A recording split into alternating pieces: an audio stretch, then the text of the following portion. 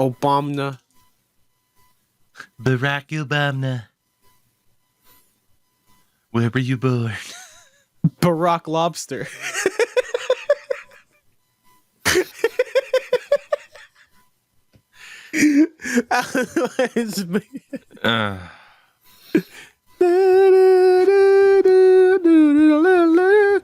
Barack Lobster. Welcome, everybody, to another edition of the Tougie Steak Podcast. We are back. It is us, the guys, the fellas, your hockey friends here to, well, sometimes talk about hockey, if that intro isn't anything to go off of. And yes, and I'm leaving that in. But yeah, hey, look at us. The three of us. We're here. We're back. And it's good to be here. I survived my my Atlantic Canadian road trip. Because who needs to go to Aruba, or Jamaica? Ew. I want a road trip in Canada just to get away for a few days. And it was What you got against Jamaica, huh? Nothing. Who wants warm weather? It's November, baby. I want to freeze to death. That's what I'm used to. My people like the warm weather, okay? Believe it or not. What do you mean, Jamaican. my people? Yeah. You Jamaican? Several. Well, now that you've made it awkward, Endo, how are you? I'm good. It's getting cold here in Toronto. It's going great. Yeah, it's been a while. I was bedridden and sick with a fever I thought I could sweat out, and yet I could not. And yeah, I'm fine now, hopefully. I still sound nasally as all hell, but yeah, I'm good. How's everybody else? Sid, how about you? Yeah, I'm pretty good. Just enjoyed 2 Sharks wins, and then back to the tank. Yeah, we'll have plenty of time to talk about the the magical week that Sharks fans have had. We are America's team. Yeah. God, that's going to be a fun conversation. But yeah, actually, in fairness, a lot did happen over the last week. We will try to get to all of it, or at least the biggest topics. And because of that, hey, let's get right down to business, right? We'll mention, of course, as always, first and foremost, that this podcast is brought to you by our lovely friends at manscaped.com. Want to remind you that you can go to, again, manscaped.com and use the code Tougie, that's Tougie, for 20% off your order, and you get free shipping. Again, the holiday season is upon us. It's the middle of November already, which is really, really strange.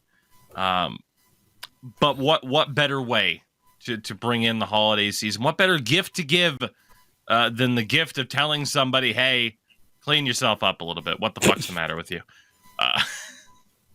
It's the perfect gift.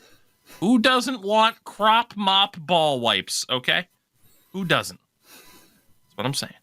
Anyway, we've been with Manscaped for like 2 years now. There's only so many jokes we can make at this point. Yeah. We've said them all. We've inferred plenty. But again, check out our lovely friends at manscaped.com. With that, let's get a little warm-up viewer question in there, right? Because the three of us are together. It's the holiday season coming up. It's a time to be thankful. And this question from Bouncy. Going back to the theme of friendship, what's a quirk the three of you have noticed about each other that makes your friendship that much more special? A quirk about your other 2 hosts. Anybody want to go first? No, I was going to let you go first. Oh, God. I mean, I could. Now, again, a quirk is defined as a peculiar Here's Tougie's quirk. There you go. On display for everyone. God damn it. A peculiar behavioral habit. So, what's a peculiar habit that I think of when I think of Endo and I think of Sin? That's this is a tough one. Why is this so tough? Well, I'll start. Endo's quirk.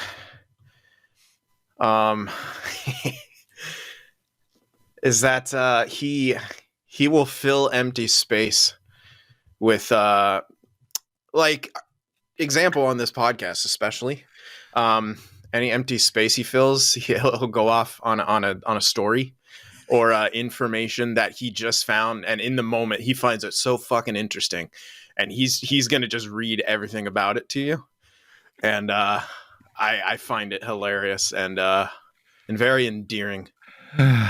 Yes. Thank you. That's the power of my autism. That's the power of love. It's the tism, baby. Power of I got it. baby. It's infectious. Oh god, I don't know if we can have the power of my autism as an episode title, though. That one might not be brand friendly. Tism schism. There you go. Oh god. All right, my favorite quirk about Endo Mills is well, previously it would have been his desire to consistently shift around his workspace. Because there was a time last year, every show something was different. My favorite quirk now is that we cannot play FC Pro Clubs or EASHL without you changing something about your build or how your player model fucking looks between games. It's not even a night-to-night basis. It's between games. Without fail, you are always somehow the last person to ready up because it's like, I gotta tinker with this little thing. In Pro Clubs, this is my time, sir. Yeah, this is your fucking tweak right there, motherfucker. Jesus Christ. Because before I found it annoying as shit, and now I just laugh at you over it, and it's funny.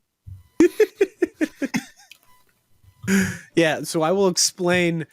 I don't know. I have to explain it, but I will explain the recent stuff for Pro Clubs. I will anyway. I will defend my honor. I will defend my honor. Okay. So the recent stuff is because we level up and everything. And then what I'll do is between games is I'll go play a bunch of fucking what's the word I'm looking for? Skill stuff so I can get some XP. So that's the reason why I'm over there. I'm just practicing free kicks and just curving the ball around like Beckham. Yeah, for NHL, I don't fucking know. NHL, it's a tism, I guess. I don't know. Endo, what is your favorite quirk about Sin? Damn, that's a good one. Is a quirk being like extremely competitive? Is that a quirk? No, that's like a personality trait. I define that as a personality trait. Yeah, I don't know. I don't know. I don't know. God. He I got nothing for y'all. I feel bad. I got nothing. You guys go ahead. Let me. That's fine. My favorite Tougie quirk is that when you're really excited or passionate about something, and you talk for a long period of time without breathing. Yes, number one, without breathing. You have to take really long inhales, and then another thing you do is your mouth gets so fucking dry. You just have to re-moisturize your shit, and I love it because like he's laughing. In unison too. Jesus Christ! Like holy, yeah, like it's just because, and I don't know, like. I've noticed it a lot. I'm sure other people have too. Oh, I've been hearing complaints about it on the YouTube side of things. Oh, for yeah. 6 years. 6 years, every comment. Complaints. Lip smacking bullshit. Like, I'm sorry. I get a dry mouth and then I get a really moist mouth, and it's tough to manage. The yin yang. You can't figure out which the balance is. What I like about it is just like you're so into it. Like you're so into what you're talking about and into that, and that's what I don't know. I feel like that the passion probably makes our friendship better in a way because I'm similar, although I do remember to breathe. I think singing for that, always remember to breathe. But yeah, I just go off on tangents. Well, I was gonna say that's kind of probably my favorite quirk is just you have, and maybe it's more of a personality thing, I'm not sure, but you have the tendency to try and keep like the calm, cool, collected. We always joke about the California vibes and the California night vibe and all that. It's always like, okay, I'm calm. I'm in the moment. Hey, friends, let's try dumping the puck. I'm calm. And then I shoot it at someone's knees again. You're like, Endo! It's always the slap shot from the point at like 15 people's ankles. Always the point shot. And you're just like, fuck Endo. Come on. What? I don't do it after the first one. That's the thing. I give people's chances. Yeah, no, yeah. I would say that's kind of a quirk for sure. Is that it seems like I go from 0 to 100. Yeah. But that's just because I don't vocalize 2 through 99. Yeah. And I noticed the 2 through 99 because we've been friends long enough that I'll notice like, oh, he stopped leaving suggestions. He's gotten real quiet. Something's going to happen here soon. So it's just you have immense patience, but it can only last for so long, of course. Oh, fuck. It's it's like a microphone when you peak and you're using a not a limiter but an expander. So like you hit that threshold, just goes boom, just right up, immediately right up. Oh man, is there anything else to add? I'm not sure. And a quirk about me. What do you got? I would say the passion, the you're just stealing mine, huh? Yeah. Teamwork. It sounds like you've just always like are drinking cranberry juice. You know, your mouth just dries out. Yeah. Well, we talked about me being old. It's just I constantly have a Werther's Original just tucked away in my cheek. That's the reason why I have a bunch of Jolly Ranchers next to my desk, like 24/7. Whenever my mouth just dries up, just your dentist Jolly must Ranch. love you. Actually, I regulate it pretty well, except for the right side of my mouth. So you know, it's good. Everywhere but the right side of my mouth is great. Perfect. That's why I move around my dip constantly. So my entire mouth is entirely fucked. No, they got sugar-free ones that I'm looking to get instead, and apparently they taste the exact same, but they don't have the blue raspberry one. So that may be like my one thing I have to go get, just the blue raspberry regular ones, and everything else sugar-free. Exhibit A about Endo. Yeah, I told you that's the quirk. It's been so beautiful. He nailed it. The trail. I like Jolly Ranchers. I have them on my desk. I'm gonna get the sugar-free ones though. They don't have the one that I like though. And this is where my dentist went to school. Now here's a dentist. He went. Oh, he went to Tim Bucktooth. Oh boy. We have an episode title. Oh, for fuck's sake! Oh my god.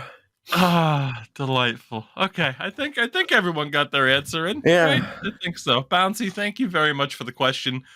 We appreciate it tremendously. We are going to move on to our first hockey topic of discussion, and it's a biggin. It's a biggin. This is going to span multiple different teams, but I'm going to start off by saying the San Jose Sharks, who, after getting decimated, 2 10-goal against games back to back, had their new GM, Mike Greer, meet with his players and essentially saying, cut the shit, be better than this. The actual quote was, there are certain things I won't tolerate, and some of that stuff has been happening, and I let them know that.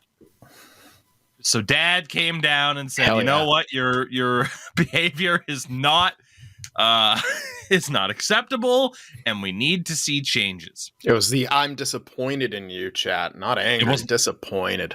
Yes. Oh, that's the one that just hurts the most, doesn't it? Mm-hmm.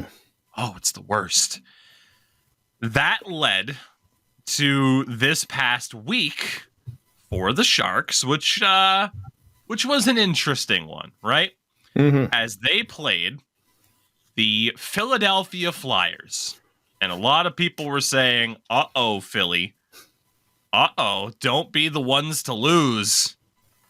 And they were. For the second time in 6 seasons, the Flyers lost to an 0-10-1 team, having previously done so to the Coyotes in the beginning of the 2017-18 season. But they're not the team that we're laughing at and focusing on this week. I feel like, well, okay, aside from maybe you. Especially Travis Konechny. Feel free. Yeah, I'm assuming you didn't watch the game, but big night. And it was the first game that they put Eklund on a line with Tomas Hertl. Imagine. Oh, it did good. Yeah, and they did good. Eklund had the game-winning goal on the power play, and for some reason, he was the target of Konechny's antics all game. Konechny plays on the edge. He could be described as a little bit of an agitator. Backs it up with great play, of course. But he would just kept going after Eklund all game, which I was like, that's weird. There's a lot of other guys but then anytime someone older, bigger came after him, it made sense. He was only threw a punch when he was behind a ref and things like that. The Brad Marchand of the Philadelphia Flyers. Basically, yeah. But it was just very satisfying because honestly, that awakened something in Eklund. Having that dude in his face the whole game, it awakened this side of Eklund. And all of a sudden, Eklund is now oftentimes like giving it back at this point. He's not backing down. In the game against Vegas, Zetterlund got pushed headfirst into the boards. Eklund was the first one over, gave Marchessault a shove, who then punched him in the face. Nice. So welcome to the NHL again.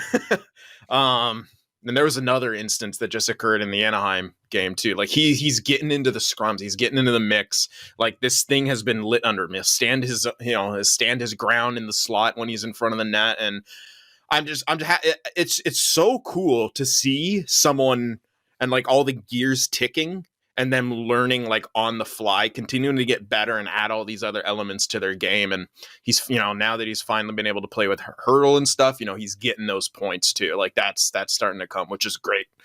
And the Edmonton game, probably I would argue Eklund's best game of the season. Like got on the scoring sheet, but some of the other plays he made were fantastic. But I'm sure you wanted to say something about Edmonton, Tougie. So I'll let you lead us in proper. Yeah, we have some things to discuss. I will say, though, in regards to Eklund, this isn't the first time that, because he was viewed as like, okay, the skill kind of option. But you've already mentioned like some of the leadership qualities that he's developed. And now it's like, okay, he's getting that bit of an edge to him and not afraid to back down in these situations. All very, very good signs for a young player who's on a very, very bad team. Speaking of very, very bad teams, the Edmonton Oilers. What a week this was for the Edmonton Oilers, first and foremost. My God. Now, as everybody knows at this point, the Sharks did, in fact, beat the Oilers 3-2 before losing to Vegas the next night, 5-0. That doesn't matter. Okay. Yeah, it should be illegal to make us play Vegas in their arena on the tail end of a back-to-back where we had to travel. That's illegal. It's fucking illegal. Like Jesus, man, straight to jail, schedulers. That's just messed up. So for the Oilers, they started off last week on November 6th, losing to the Canucks 6-2. It was their third straight loss to kick off the month after losing previously to Dallas and Nashville. Following this game, they put goaltender Jack Campbell on waivers and sent him down to the AHL, where coincidentally, his first game in the AHL with the Canucks AHL affiliate, the Abbotsford Canucks, they happened to play, with the Bakersfield Condors, they happened to play the Abbotsford Canucks, the Canucks minor league team, and Campbell gave up 4 goals and had an .800 save percentage. Not a banner week for Jack Campbell, and we thought that might be the biggest topic of conversation for the Oilers this week is, okay, you handed out Jack Campbell this big contract. It really hasn't worked. Not that their other starter and Stuart Skinner has been any better. In general, people have done the math and saw, even if they had good goaltending or average goaltending, they'd still be a very, very bad team. They then play the Sharks. And this was this past Thursday. I was in lovely St. John, New Brunswick, and was getting to watch all the Sportsnet build up on TV while the wife was getting ready for us to go out to dinner. And everyone's like, there's no way. They can't. The Oilers can't possibly lose this game, can they? And then they did. They can. Yeah. And they did. It, like, first of all, shout out Mackenzie Blackwood. He was phenomenal in both the Philadelphia and the Edmonton games. God damn, we have him for another year after this, dude. If we see some good improvement next season, and like he continues to play like that, like could be an extension for him. Just no more than 3 or 4 years, man. I'm completely against signing any goaltender for longer than 3 or 4 years because they're just too streaky, in my opinion. But yeah, I was under the impression I'm like, okay, McDavid's just gonna solo this team, like he's that good, right? But the Sharks did something that they hadn't done in a long time, probably since the Colorado game, is that they trusted their system. And McDavid, he wasn't invisible, but he didn't take over at any point. He's got to be hurt still. Yeah, badly. Which is, I think so, and that's also stupid for Edmonton to keep playing him through that. For the Heritage Classic and all that other stuff. And then it's like, well, we can't play him for that. And then like sit him. That doesn't look too bad. Look too good or whatever, does it? Like, but yeah, there is just a lot of instances where, yeah, maybe he wasn't doing McDavid things, but the one instance that will come to my mind is where Eklund made him his fucking son. Another example of how mature Eklund's game is and how much he's developing. He's on the PK. Which I don't know if anyone really expected to see Eklund being on the PK, especially at such a young age, but he's been quite good on it. He blocked shots and things like that. Like beginning of the season, sometimes he looked lost in the defensive zone, and now he knows where he's got to be. He's doing the right kind of things. Again, great instance of watching someone develop and get better even over such a short period of time. But it was on the Oilers power play. McDavid gets that drop pass. He's going to try to enter the zone. Eklund beautifully reads it and with his stick reaches across the body, taps McDavid's stick to knock the puck loose, and Eklund gets a breakaway shorthanded, tries to go to the back end through 5-hole, which is, again, a scouting report thing. Skinner's got a weak 5-hole. Skinner does make the save, but just that was honestly one of my favorite plays from that, because that's just, to me, that's such a ballsy fucking move. Here's the best player in the world. I'm going to try to strip him in the neutral zone, possibly putting myself out of position. And he just wanted the puck. And he wanted the puck so bad, and he got the puck, and he got a scoring chance off of it on what has historically been one of the most deadliest power plays in the NHL. Not so much this season. Right. But love that. Just love that. And the line of Eklund, Hurdle, and Zetterlund in that game combined for 5 points in the win. And all of us Sharks fans feel so vindicated when, hey, what we've been calling for all year happened, and it's been productive. And that line was pretty much at least those players were pretty much the main factor in both of our wins this season. But yeah. From the Sharks' perspective, to finally see this team get a couple of wins, to see those positives like you mentioned of, okay, they put Eklund with Hurdle, and especially too after the madness of like, here comes winger Jacob McDonald, like we talked about last week. And after all of that, you get the trade to bring in Kalen Addison, which I don't know if there's been a large enough sample size for you to have like a super strong opinion about him yet, but it's like, okay, they're trying different things. They get a couple of wins here and there. They get away, hopefully, from the pace of being the worst team of all time. Some positives there. I do like Kalen Addison's game. So far, at least from what I've seen, he hasn't made any huge, egregious defensive mistakes.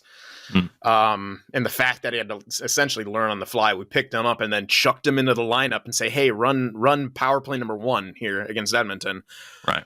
Yeah, so there's been adjustment. Sharks power play hasn't looked good over the last few games. Hasn't really looked good all season either. But the fact of the matter is we got a solid, young, puck-moving defenseman for nothing.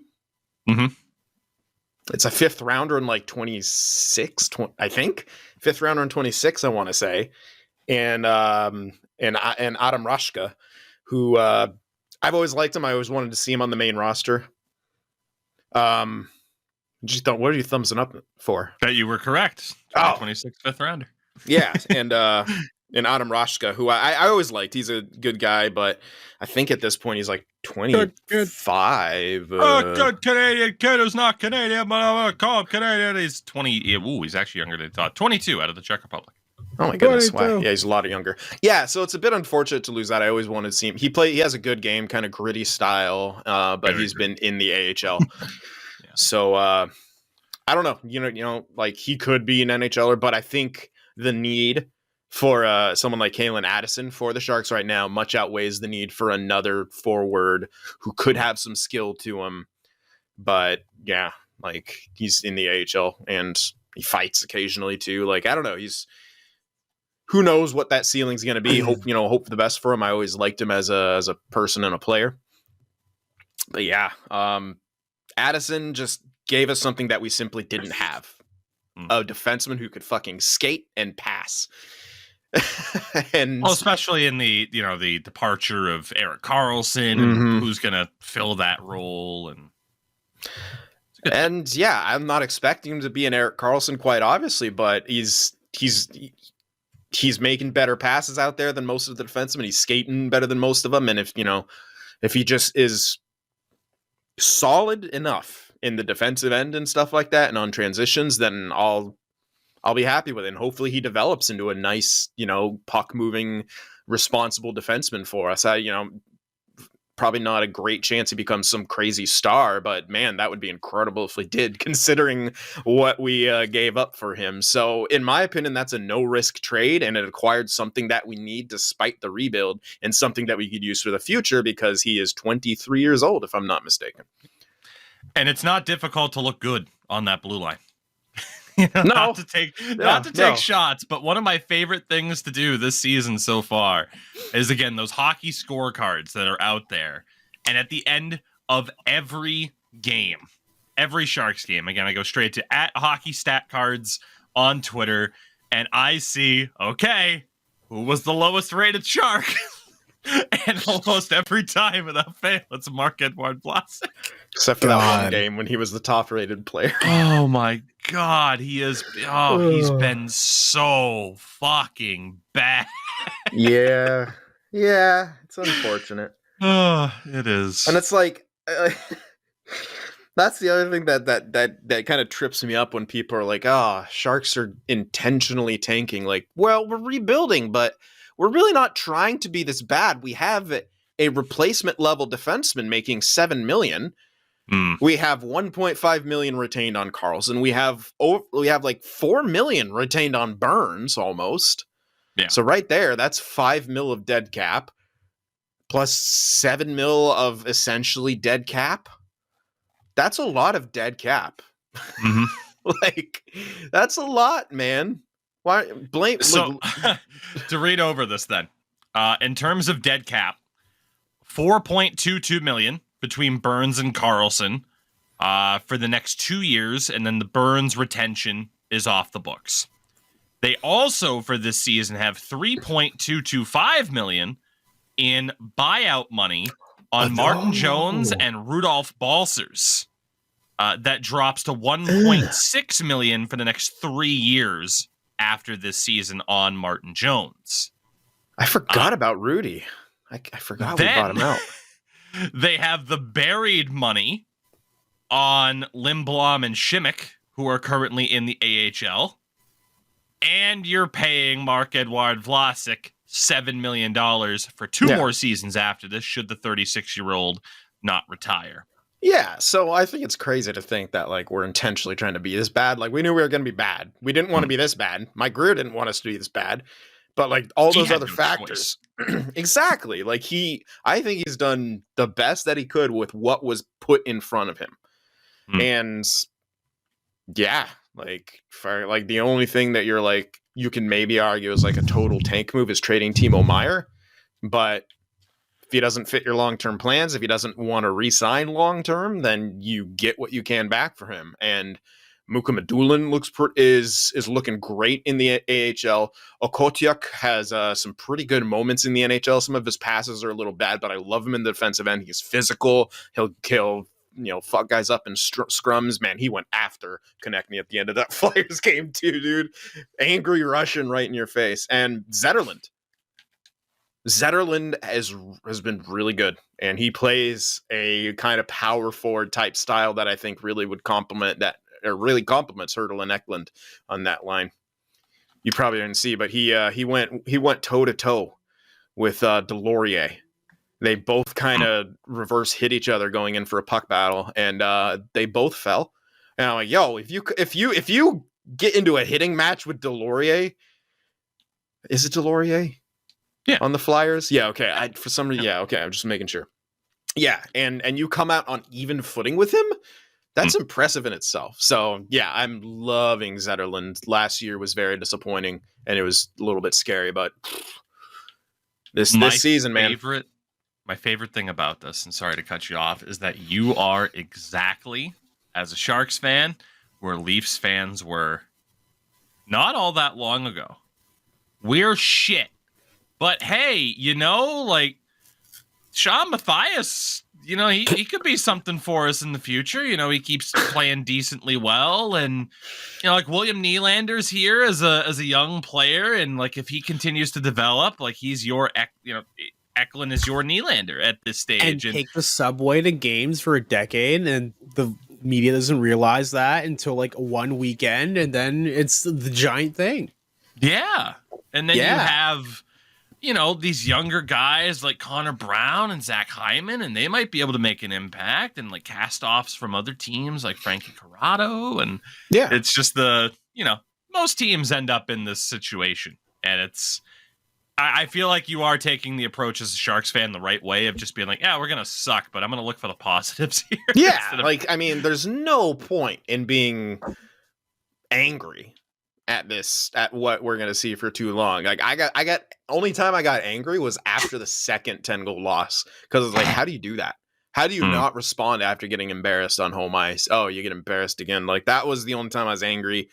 Vegas sucked, but I was like, they have nothing left in the tank. They just laid it all on the ice to get the win over Edmonton, and the fallout from that is going to be funny as hell.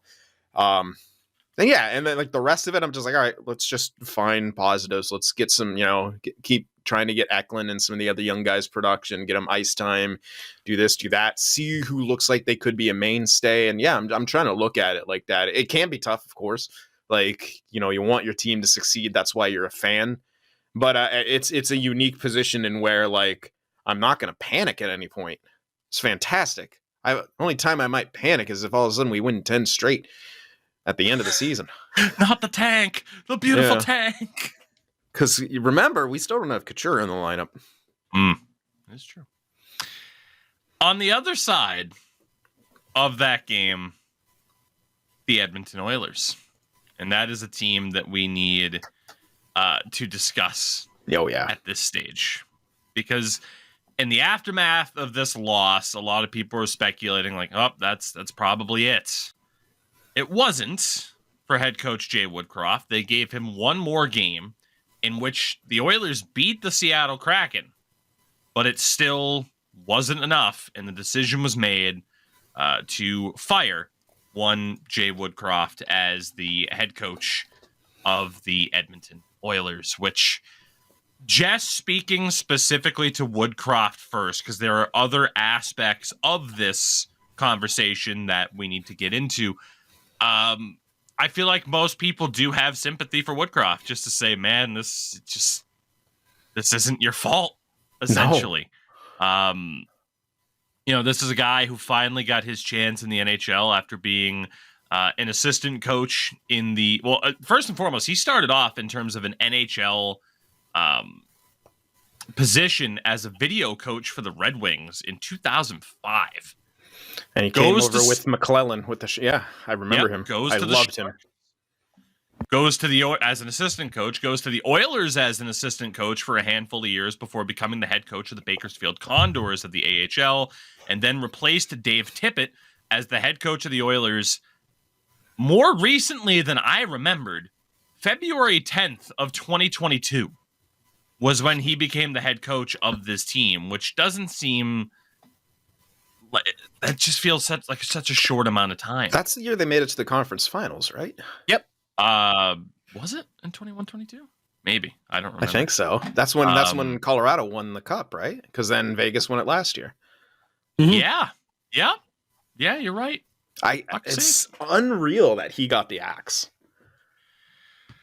Yeah, and I mean, like, the thing is, he'll get another opportunity somewhere. It might be a little bit. I don't view this though as one of the examples of the boys club. It's like the guy, first and foremost, age-wise, the guy's only 47 years old.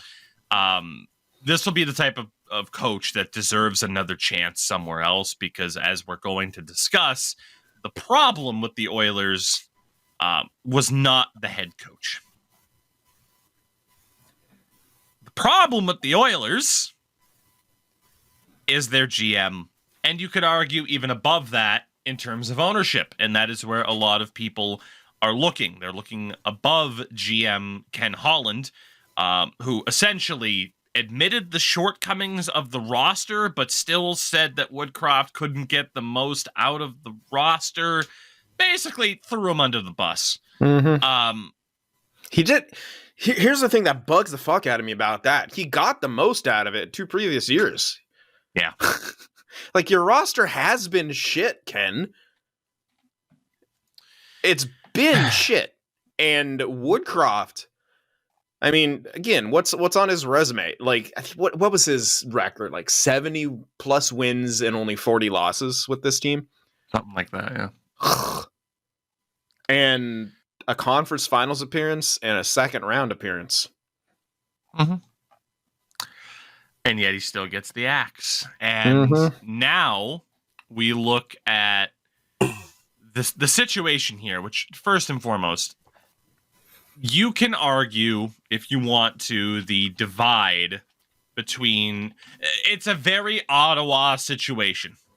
How much is Ken Holland, a.k.a. how much is Pierre Dorion, and how much is ownership, i.e. Daryl Cates, a.k.a. how much of an influence does Eugene Melnyk have? That is the conversation that Oilers fans are having right now, and rightfully so. But what we do know at a base level, this is the third head coach the Oilers have had in the 4.5 years that Ken Holland has been with the club, which is an insane amount of leash. Often, GMs get 1, maybe 2 coaches that they get to name before it's like, all right, bud, like, this just... your vision, your plan's not working out here. We're going to go somewhere else. This is the third. And this has been a problem. Or the third firing, you mean?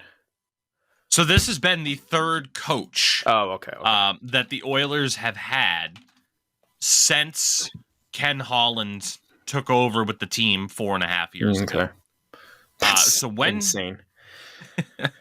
Yeah, it is. So Ken Holland has been the GM of this team since May of 2019.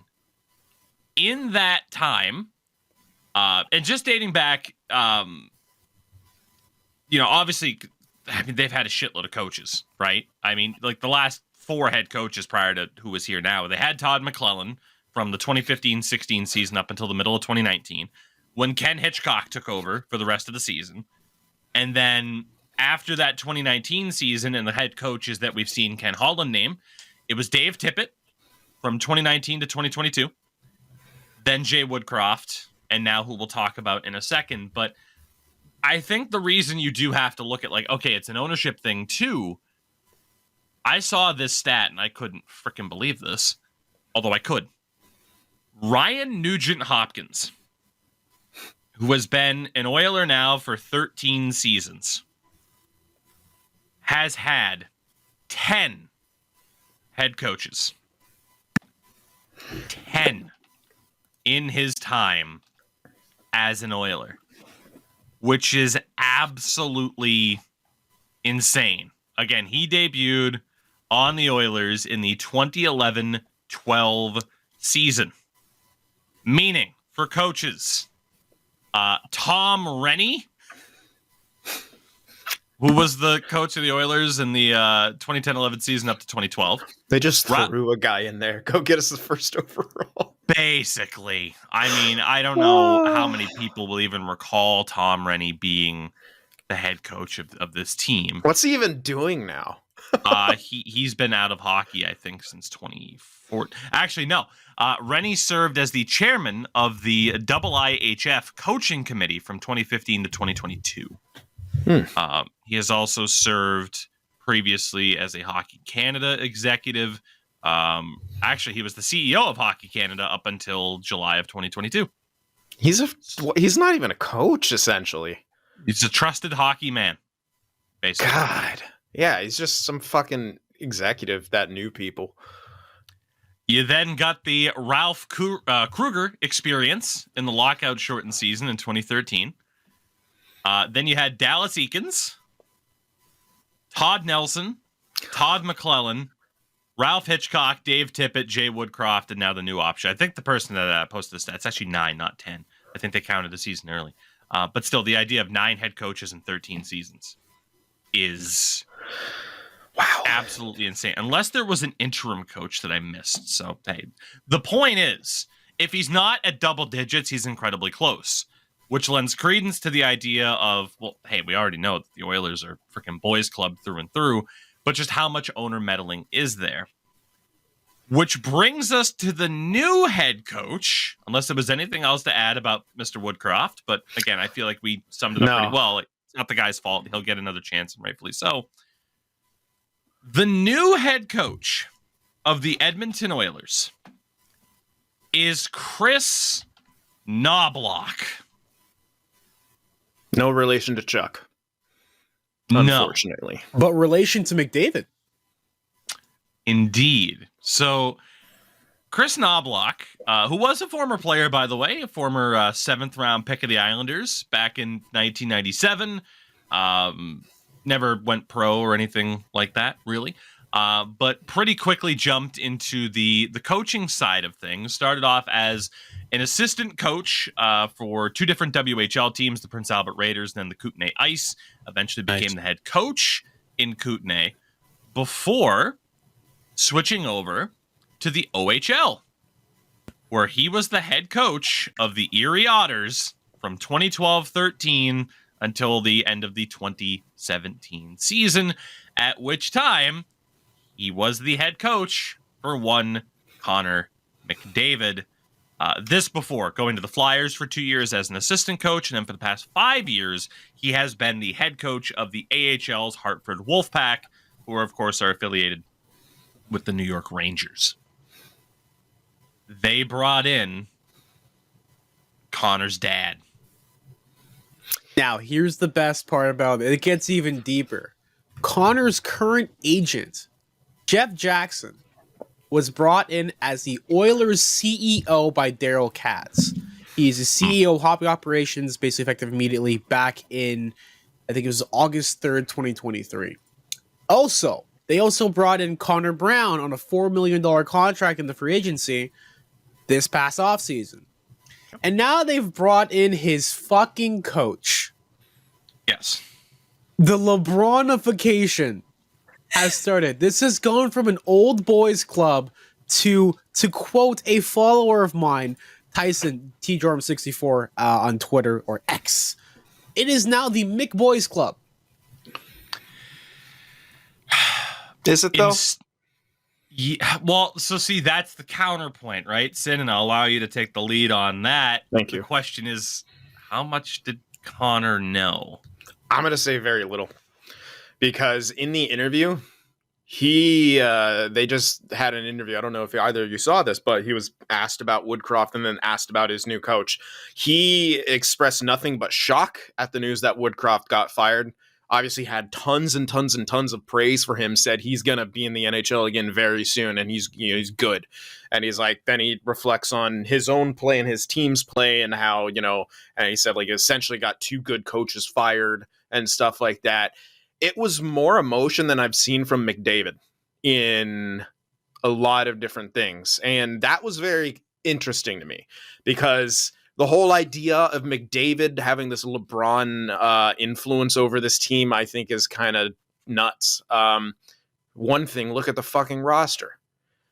I don't think this is McDavid having any say in this. I think this is ownership pandering to their pay stub. They are pandering to their golden ticket, and that is McDavid. Mm-hmm. He is the best player in the world right now, and they're trying like everything they can to keep him around, but they're doing it wrong. Mm-hmm. Here's your junior line mate, and now here's your junior coach. You know what McDavid had to say about Chris Knobloch when asked, like, "Oh, is it you're getting your junior coach back and stuff like that?" He's like, and McDavid, all he really said was like, he's like, I don't remember. It was so long ago they coached me. Mm. He's like, cool. He's been been around coaching, I'm sure, and it's cool. We'll have a new voice, a new young voice. Maybe that'll resonate pretty well. Like, from that interview alone, I think the people like saying that he has this influence and he's the one making these calls, I think, are crazy because before he got there, the Oilers were making shit calls like this. And I think if they were listening to McDavid, they wouldn't be making a lot of these shit calls. He would have more depth scoring. He would have, a defense that knew how to defend. Yeah, I think it's less McDavid wanting this kind of stuff, or like, to me, it seems like the Oilers management is basically going, "Hey, Connor, I know like pandering. Things aren't really going too well right now. The guy who you were up against, like head for head when you were first drafted, has won a Stanley Cup before you. It's all good. It's all fine. We brought this shiny toy. We brought you your old coach. Please don't leave us. We brought you your old teammate. Please don't leave us. And we brought you your agent as our CEO, so that way maybe we can get a deal on your contract when you re-up. Please don't leave us. Please, to God's sake, please don't leave us." Mm-hmm. Wayne Gretzky used to be part of the organization. He knew the writing was on the wall too. I'll be fucking honest with him. They were paying him a lot of money just to kind of sit there and do nothing. Like, it seems like a conflict of interest to have a player agent on that team also be the CEO of. Anyway, that's a minor thing. Yeah, it's basically they're pandering, and it's pretty gross. Like this is just what happens and what should happen to every single boys club. It doesn't fucking work. It makes me love the owner of the Sharks. You know what he does? Hasso Plattner, you know what he does? He signs the paychecks and he goes the fuck away. It's beautiful. And he's like, "Yeah, dude, I trust you. I hire you. I trust you." Yeah, have you ever been employed to someone who didn't fucking trust you? Yep. It's the worst. It's like, yo, why'd you hire me if you don't think I'm gonna do the job right? What the fuck did you hire me for? If you want to do the job, then you fucking do it. Like, that's essentially what the Oilers are in a nutshell. And so maybe Holland isn't as bad as he seems. But that to me, that's worse. Is that like, hey, he's like, "Hey, here are my ideas," and then ownership's like, "Yeah." See, I think he's bad and ownership's worse. That's what gets me about this whole thing is the idea of like, oh, well, it can't just be. It's Ken Holland getting bowled over by Daryl Cates. If Ken Holland cannot command, like, if Ken Holland is rolling over for the owner who's signing his paychecks, then who the hell is going to work in Edmonton? This is Ken Holland. This is 4-time Stanley Cup champion Ken Holland.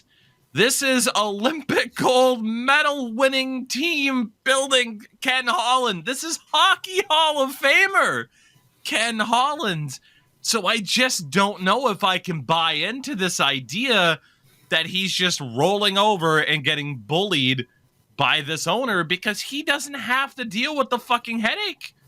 He has more money than most, front office workers will ever fucking have. He's 68 years old. He just turned 68 years old this past Friday.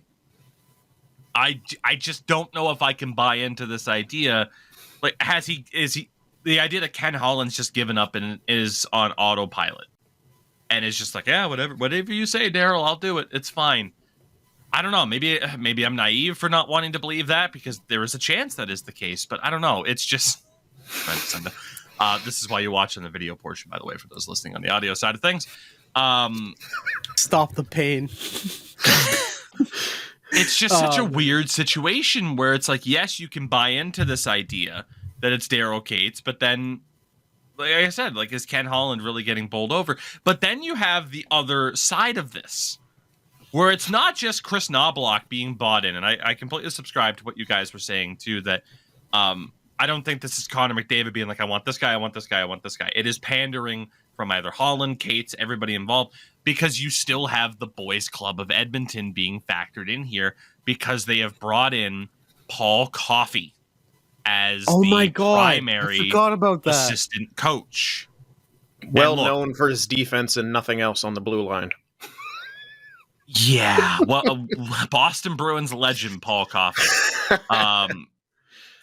Paul Coffey is one of the greatest hockey players of all time. I had a Red Wings starting lineup figure of him. There you go.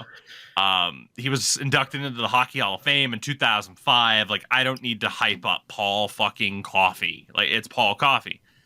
However, in regards to his team staff history, 2004, 2005, he was with the Arizona Coyotes as a team consultant, particularly a special teams consultant. You might remember. You might remember 2004, 2005, they didn't fucking play hockey because there was a lockout. But that is what he was projected to do, I believe, because was that not when Wayne Gretzky was going to be in the Yeah, I can't remember exactly, but yeah. Might be. I don't remember. It was around that time. He was the head coach of the Toronto Marlboros under-15 AAA team, and the next year the under-16 AAA team in 2012-13 and then 2013-14. Yeah, I remember that. Fun fact, the team that had Mario Ferraro on it. I don't know. Was he bored? Did he have it? Did he have child that was on that team? Hold on. Because he does have two sons. Blake Coffey. Oh, what do you know? And then Christian Coffey. Okay, so he might have only been coaching those teams because his sons were playing. Okay. Oh, so wait, was that the GTHL? GTHL? Yes. I think it was. Okay, Yes. Yeah, he was probably getting paid for that too, so whatever. Yep. 2014-15, he became the GM/head coach of the OJHL's Pickering Panthers for a season. We're an okay club. So that was a thing. He then, from 2017 to 2019, was a skills coach for the Oilers. And then 2022-23 was brought in as senior advisor and a special advisor to owner and chairman, and now is an assistant coach on an NHL bench. Paul Coffey is a Hockey Hall of Famer. He is a legend in the sport. And there is always the chance that it's just like, it could work. It could make all the sense in the world. Or this could also be an outright disaster, given that the hire is the Boys Club of Edmonton. We know it's the Boys Club of Edmonton. It has been the Boys Club of Edmonton. And who gets jobs there and who gets these special roles and stuff like that. It has been this for a long, long time. And you are now talking about the Oilers and their coaching staff being Chris Knobloch in his first NHL role, Paul Coffey, who has never been behind an NHL bench, behind a bench. He's been on the bench, but not behind it. Glenn Gulletson, who was previously the head coach of the Calgary Flames and has had a pretty long tenure at this point, but has been an Oilers assistant coach now for going on his 6th season. Mark Stewart, That being former Boston Bruins, Atlanta Thrashers, Winnipeg Jets defenseman Mark Stewart, who is in his second season as an assistant coach with the team after having some NCAA experience upon retiring. And their goaltending coach, Dustin Schwartz, who has been the Oilers goaltending coach since 2015-16. Oh my God. How? Oh Whose fucking nephew is he? I don't know.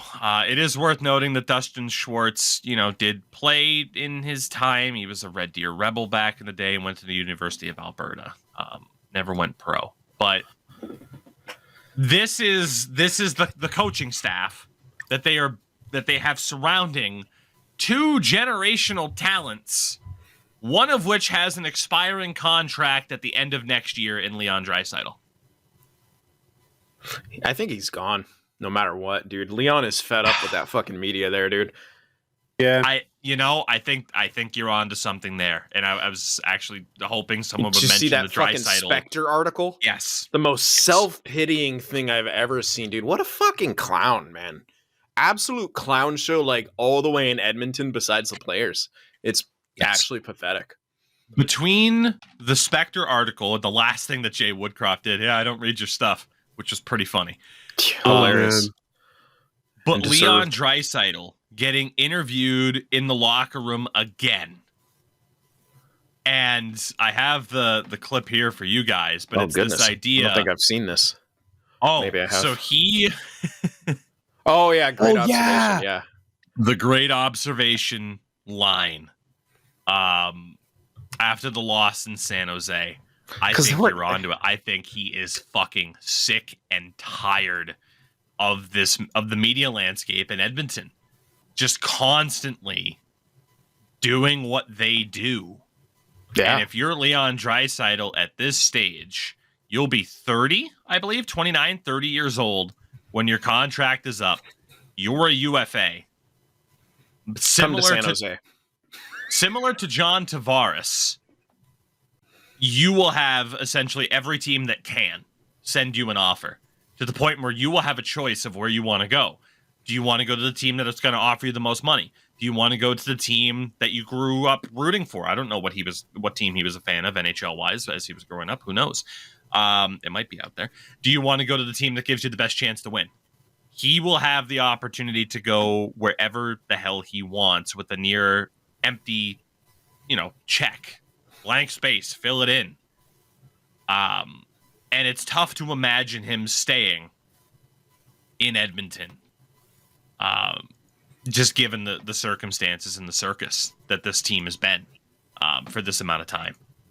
So I don't know what there's to say at this point about the Oilers that we haven't already said. That's been said, and that will continue to be said. But this is an absolute disaster for this organization. And the clock is ticking, to say the least. We are recording this on Monday, November the 13th. They play the New York Islanders tonight at home. The Oilers at the time of recording are 3-9-1 on the season. And currently in the league on points percentage are only above the San Jose Sharks. But again, that coaching staff is going to be the turnaround. I don't know. I just don't know. It's tough to see, to say the least. It is. And yeah, I think we've hit all the different points that we could say. Just one more for Leon. Like he's always been an emotional type player. Very emotionally driven. The thing that I think pisses him off, and I think would piss anyone off, is that the media there, particularly Spectre, fucking know that. You have to observe that. You're a journalist. You have to know these things. But they try to use that to get quotes out of him. Yeah. Why are you so pissy, Leon? Mm-hmm. Like, fuck you. Know your place, bro. You're a journalist. Like, report. Put your fucking story out. Put your 140, 280 characters into a tweet. Like, that's what's insane to me. They, especially the media in Edmonton. Spectre and Matheson are the two fucking biggest, who are absolute clown shows. who they try to create controversy, they will throw everyone under the bus unless it's the GM, because that's how they get access. Yep. Because of the boys club. So fuck the players. They ran Pugliarvi out of town. They may run Draisaitl out of town. They essentially called for Woodcroft's head. Now he's out of town, but not a peep for the GM who constructed this terrible fucking roster. Mhm. Everyone knows it's a terrible roster. It's just been kept above by the two of the greatest players in the NHL, one of them being the best player in the world. So yeah, free yourself, Draisaitl. You're in your 30s, man. You want inner peace, man. Take my word for it. Every time I look at that Oilers roster, I'm like, oh god. Right now, cap friendly, and allow me to also bounce this off of Daily Face-Off. They do typically line up. Okay, there's actually mixed results for what their lines even are. Oh boy. But again, you are surrounding McDavid, Draisaitl, Hyman and Nugent-Hopkins, Evander Kane, with Ryan McLeod, Warren Fogle, Dylan Holloway, who hasn't really latched on at the NHL level yet, Sam Gagner, who actually has 3 points in 5 games. Like I said, we've mentioned the Derek Ryans of the world. Raphael Lajoie, James Hamblin is in that lineup right now as a forward. Jesus, I don't even remember him from the game. Maybe he wasn't in. Yeah, he was good for him, by the way. Undrafted player from Edmonton, so probably playing for his home, his boyhood club, which is great. Cool. But it's not his fault he's in that spot. Just kidding. But Jesus Christ, they're a disaster. Speaking of disasters, one of my favorite segments that has developed over the course of the summer and is continuing on now is Endo Mills Endurance M, the PWHL update. And let me know if I'm wrong, but if I'm not mistaken, you're probably going towards the practice facility drama, or was there something else that I missed? Mostly the practice facility drama. So, Okay. Oh man, Ian Kennedy, love what he does and also what he doesn't do in terms of growing women's hockey on social media, because there's two approaches of doing it. There's the one approach that he's doing, which is basically telling your kid to do his laundry and to do his chores constantly, and everyone's going, I don't want to do my chores. Like, honestly, that's the way I've approached women's hockey as of late. It's like telling someone to do their chores. If you keep telling them to do their chores, they're not going to do their chores. If you remind them once every so often, hey, buddy, do your chores, enjoy women's hockey, have fun with it, check it out. It's a cool thing. It's growing. It's happening. They'll be more inclined. But if you shove it down everyone's throat every 5 seconds, they're not going to enjoy it. So this week's, mostly today's drama involving the PWHL, which again is the culmination of the PHF, the Professional Hockey Federation, and the PWHPA, which is the Professional Women's Hockey Player Association, which was formed in the aftermath of the CWHL folding way back in 2018. So they have had a really, really weird launch in terms of, team names being leaked a few weeks ago, and then them making a statement saying, those aren't our final names. We're still debating on putting stuff out. Sorry to interrupt. Those team names are still not official. Yep. All 6 of those names are still not official. And if we want to go over it again, team names are as followed: the Toronto Torch, the Montreal Echo, the Ottawa Alert, Minnesota Superior, Boston Wicked, and the New York Sound are the unofficial names that were patented by the PWHL. Are they good names? Can I probably make better in like 10 minutes with more significant historical value to them? Probably. Now, the issue that at hand we're having right now is, one, big contract signings aren't being announced by the PWHL, like at all. Journalists have to basically scrounge through to find press reports or press releases about players signing, not only is that the issue, player salaries aren't being announced, which is one thing they already disclosed that's not going to be announced due to their CBA agreement. Another thing, though, the main thing is they don't know where they're playing, what colors the jerseys are wearing, what the logos are going to be, and what names they are. Because remember, none of this stuff is official yet. Now, to add to that, the only arena that we know for a fact that a team is going to be playing out of is the Toronto-based team, and that's going to be at the Mattamy Athletic Center, downtown Toronto. For some of the older people who may listen to this podcast, it is Old Maple Leaf Gardens. It is the third floor of the Mattamy Athletic Center, above the Loblaws inside the facility. The other 5 teams, no one knows where they're going to be or if they're even going to be in the cities that they're supposed to be based out of. But we know where the practice facilities are for each individual team, which to me is hilarious. That makes no sense. This is after you mentioned Ian Kennedy. He put out a tweet on Sunday saying venues, training camp schedules, PWHL camp opens in 72 hours. Camps are a huge event. Oh, yeah. Their camps open on Wednesday.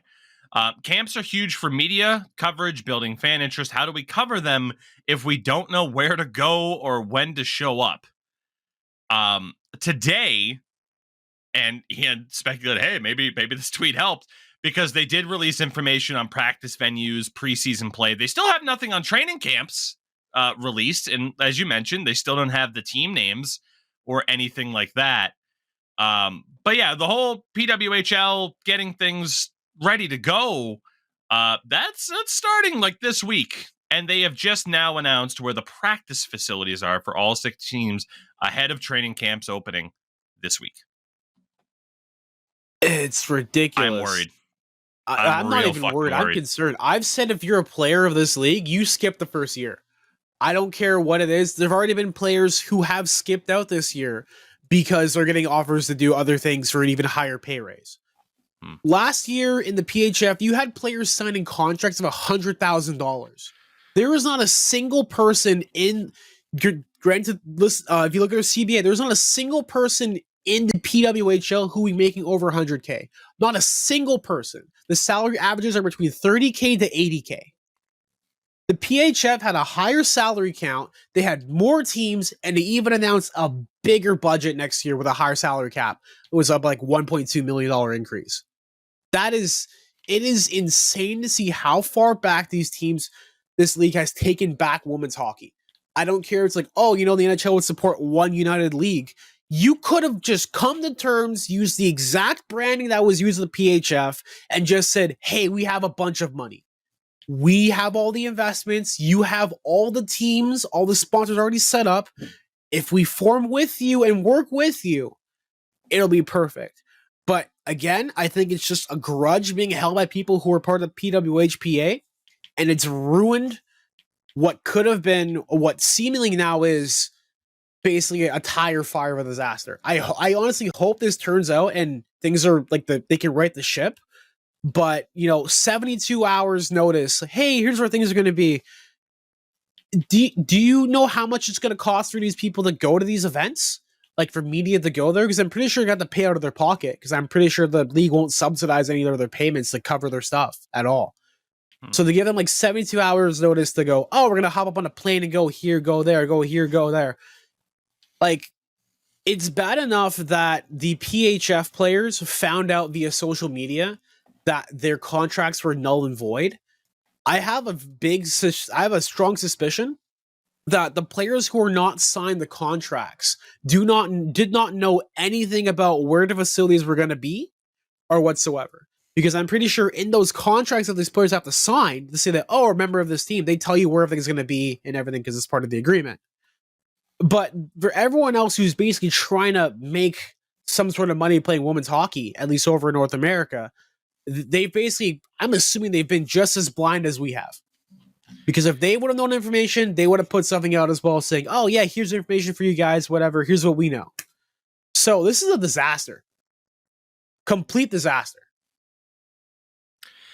Again, training camp opens this week. The team names have not officially been revealed, and the season is scheduled to begin in January. We'll see. 2 months. 2 months away.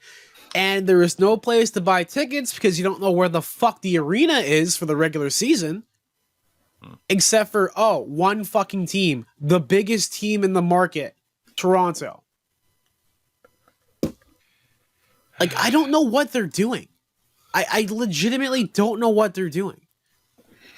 I remember having a conversation with someone who was studying for broadcasting. This does relate, I promise you.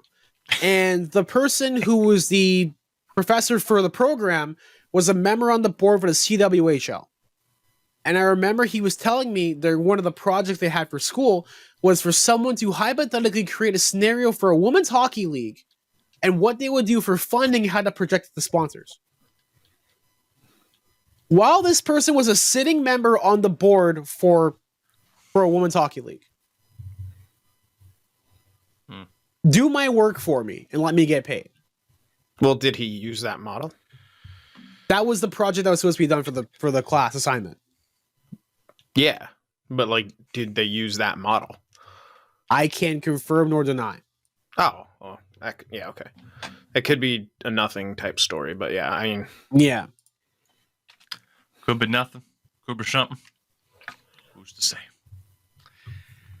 With that, we'll move on. We will continue to talk about the PWHL because, again, like I've been a strong proponent for the women's game and wanting to see it get the foundation levels that, you'd like to see it have to at least give people a fucking chance, to give these players a chance to be able to fucking live out their dream of being a professional hockey player, aside from just every 4 years of the Olympics. Yeah. And what sounded very promising at the start is really struggling to get off the ground here. Speaking of struggling to get off the ground, I wanted to, I say briefly, but who knows, talk about NHL 24. Because when I was leaving this past Wednesday, 30 minutes or so after we hit the road, the word came out, there's an update coming.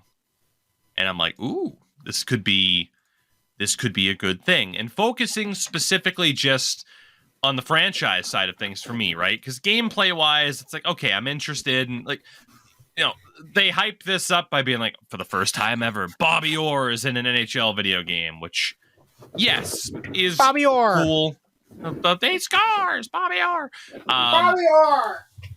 It was really cool to see that. It's a marketable thing for them.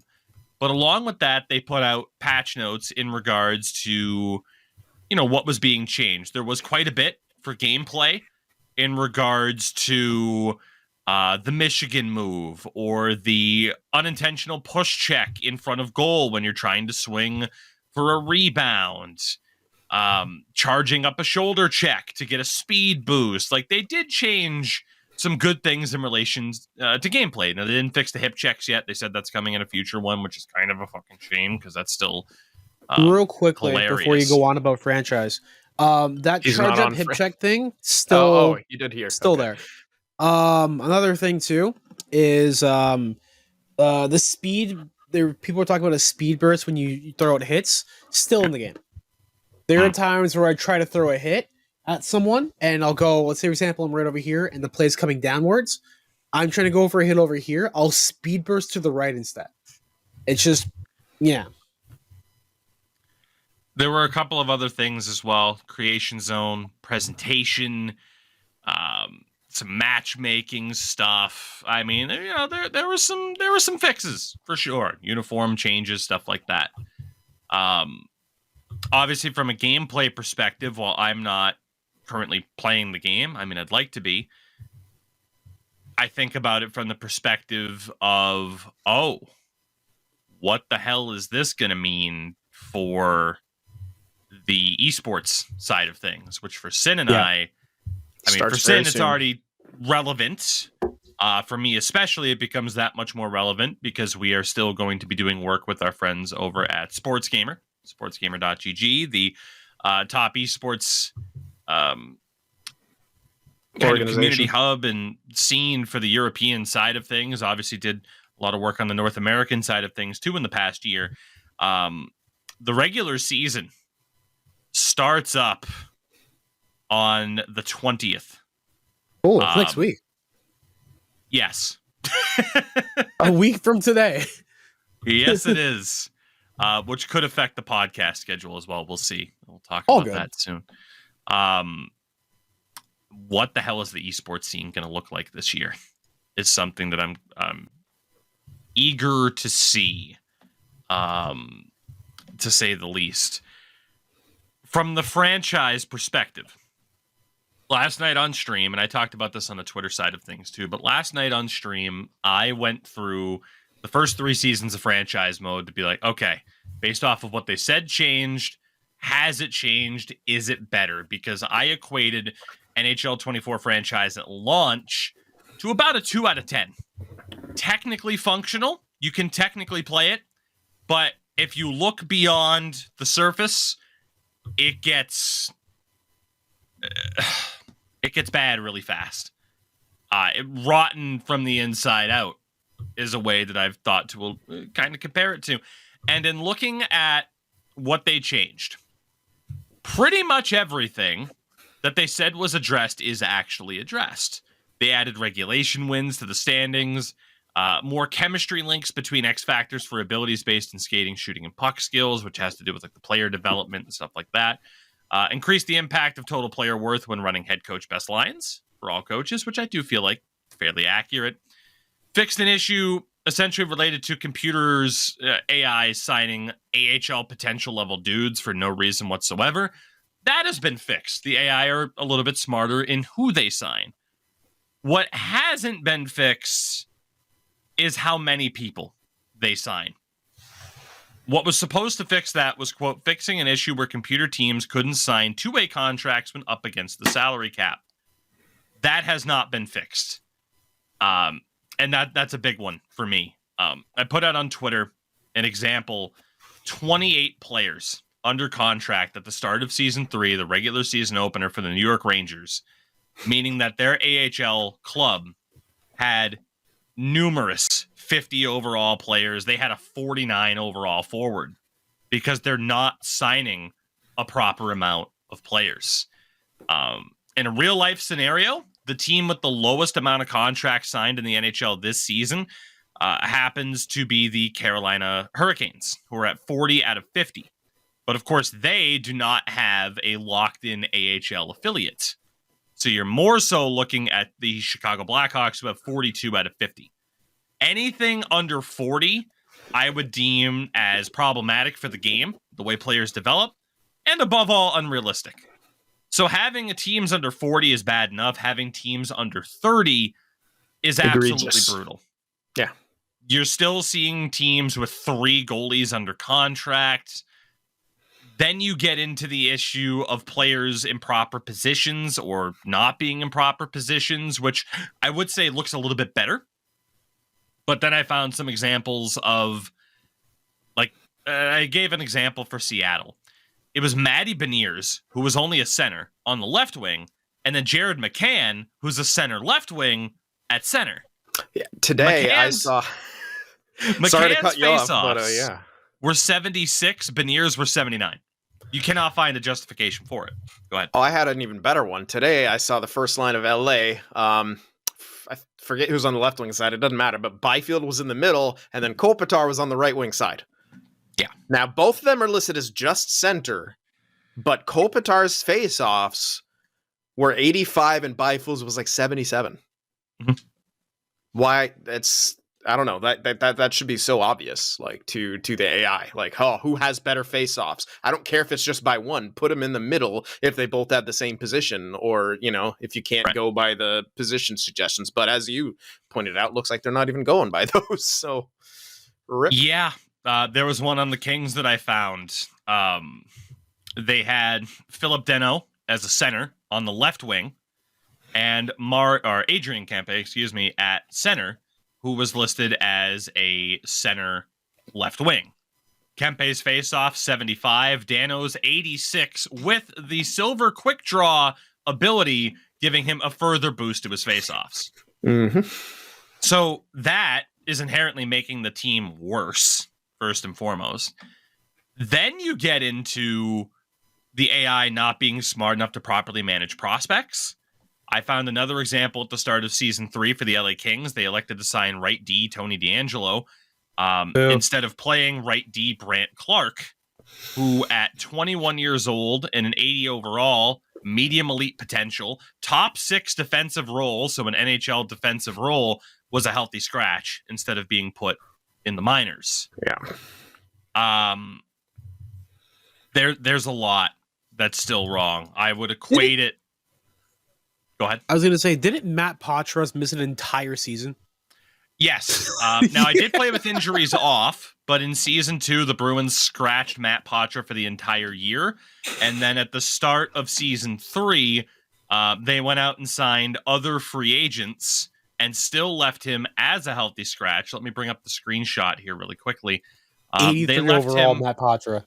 Yeah, 83 overall at 21 years old. Matt Patra was a healthy scratch, but they had no problem signing Mikhail Granlund, Jakob Silfverberg, Brandon Tanev, Tanner Pearson instead of playing Matt Patra, which again is not to say that good players don't get scratched or prospects don't get scratched, because they do.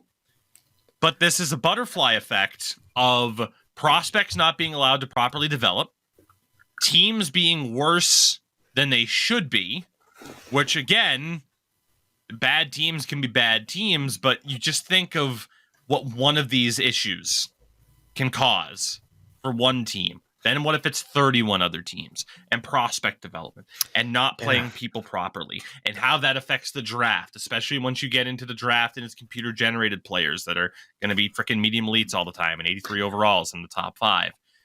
That's the only way I've been able to equate it. It is, and then not to mention just how fucked up EA's rosters are in the first place and how bad they're described overalls, potentials, positions, so on and so forth, the X factors that they hand out. It is just a massive butterfly effect that for someone like me who looks beyond the face value of what the mode is, it ruins it. It makes it unplayable. At a base level, is it playable? Yes. Sin's proof of that. He's still making franchise mode content. God bless him. I can't do it. It is a massive butterfly effect that, like I said, just really takes the mode down to what I would describe as the worst franchise mode for any console-based sports game. It is much worse than NBA. It's worse than MLB. It's worse than Madden. I know what Madden could be, should be, what it's been missing over the years, how EA has fucked around with Madden. Madden franchise is still better. Wow. I will say that, especially in NHL franchise modes, teams that are in a rebuild right now will often still be in a rebuild somehow in like 10 years in that game because of the issues that you did mention. And holy shit. Yeah, it's hilarious. I just, a team at like 15 overall or something like that, they just drafted like a medium elite steal essentially in the first round and then immediately had him on the trade block.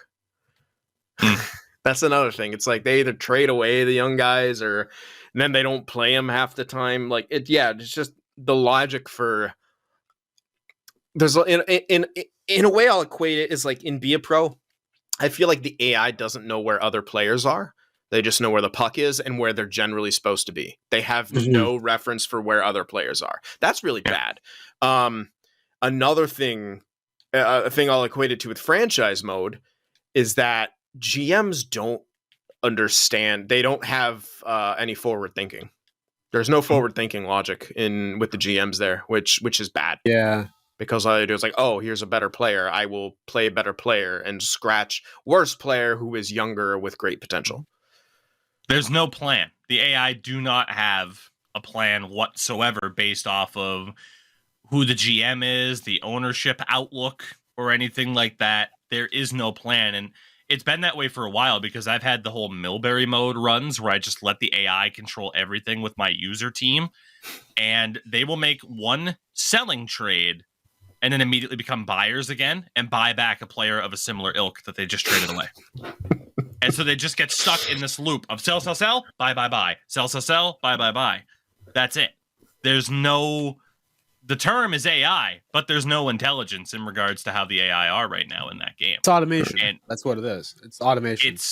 It's easily, I hate to say it, it is, but it is the worst franchise mode out there right now for mainline console sports games. I'm not talking about indie titles or stuff like that, but for AAA yearly sports releases, it is the worst franchise mode out there right now, and I hate it. I hate that we're at that stage, but that's the truth. Yeah. One thing I noticed with the new patch for Be a Pro, I've never had more aggressive defense ever. Like, for example, I'll be skating up, like, for context's sake, my Be a Pro run is kind of like as small as possible, but as big as possible. So I'm 5'5", 210, power forward. And I've never seen the computer players be ever so aggressive. It is insane. Like, no matter what they learn you what you do, right? There's AI learning. They start adjusting to how you play. It's set by default at 3 out of 6. AI learning. They adjust to how you play. So if you go in the same way on the rush on the blue line, they start getting more aggressive. True. I have it at 6 out of 6, and I'm just passing the puck along. But I've never got. No. Hold on though. I'm saying after this patch, it's like tuned up to like it's like insanely high. I don't know what it is. Maybe they actually adjusted it better after this patch came out. But now it's like anytime I have the puck or like get the puck away for a second, I'm getting hit like immediately. And when you're 5'5", 5'5", 210 on a brand new like build, when you get hit once, your stamina bar goes down from like 100% to like 25 after one single hit. Yeah, that was wild. A thing before the patch. Yeah.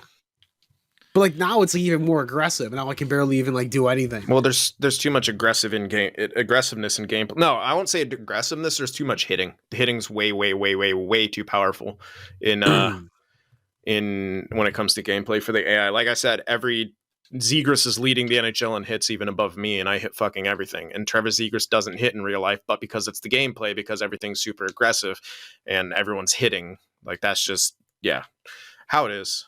And I wish other defensive tools were better.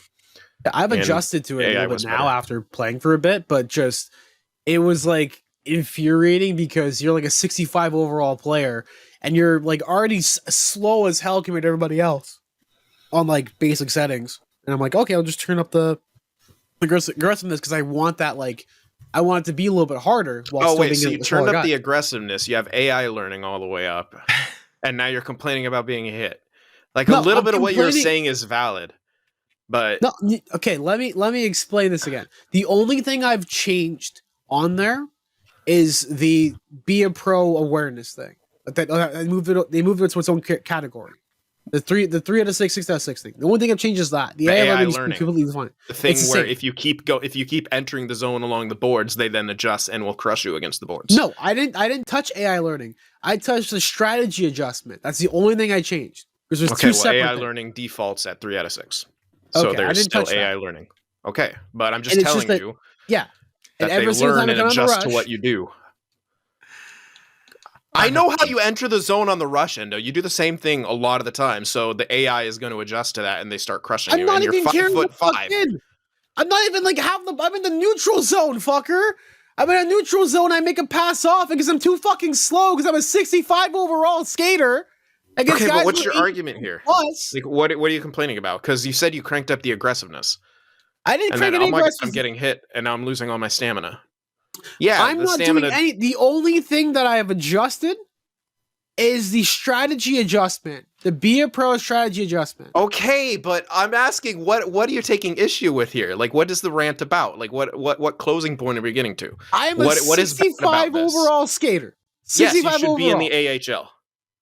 Yes. Okay. And I can't. Nope. Kevin Bacon wasn't a Footloose. By the way, really quickly, to go off on my own tangent, I discovered something this past weekend. The wife and I went to visit friends of ours in Fredericton, New Brunswick. Oh, Sin's gonna run away to the bathroom. No, he has to hear this. So you know what? It's fine. It's fine. You get back here. You put those headphones back on. Just pause real quick. No pausing. We've Not been until going I for a talk about while. this because it'll be good for the segue. We went to Fredericton, New Brunswick. We met with friends. They're lovely people. We discovered something. Did you know that Kevin Bacon is in a band? Yeah, Yeah. How did I not know this? the bacon bits. Get out. All right. He's in a band with his brother Michael, and they're called the Bacon Brothers, and they have been since 1995. And I Yeah, that I didn't knew. know this was a thing. And he did a song. He and his brother did a song for what is essentially a kids album in 2002 called Philadelphia Chickens. And it is the biggest fucking bop. This swing style song called Philadelphia Chickens by Kevin Bacon and his brother. He wasn't in Footloose, but everyone does have to listen to this song. We'll be right back after these messages and after Sin takes a leak. Well, everybody, let's continue onward. We do have a couple other things to still talk about here in what has already been an extended edition of the show. I don't have too much to add about the Calgary Flames or the Toronto Maple Leafs, but I know that the two of you both kind of did. All that I had really seen was that the Leafs actually finally fought somebody and that Nikita Zadorov wants a trade. Yeah, Nikita Zadorov wants to trade. His agent thinks he's a 1D. And good luck to anyone trying to negotiate an extension with him. I think he's great. He's a solid physical defender, not a 1D.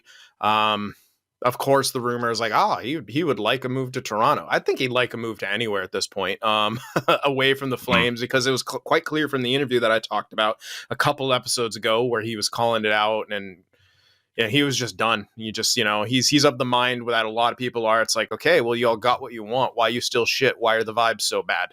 And Zadorov's just like, get me out of here. And Thank you. yeah, Huberdeau getting benched is bad. But yeah, loved what happened in the Leafs game, which wasn't against the Flames.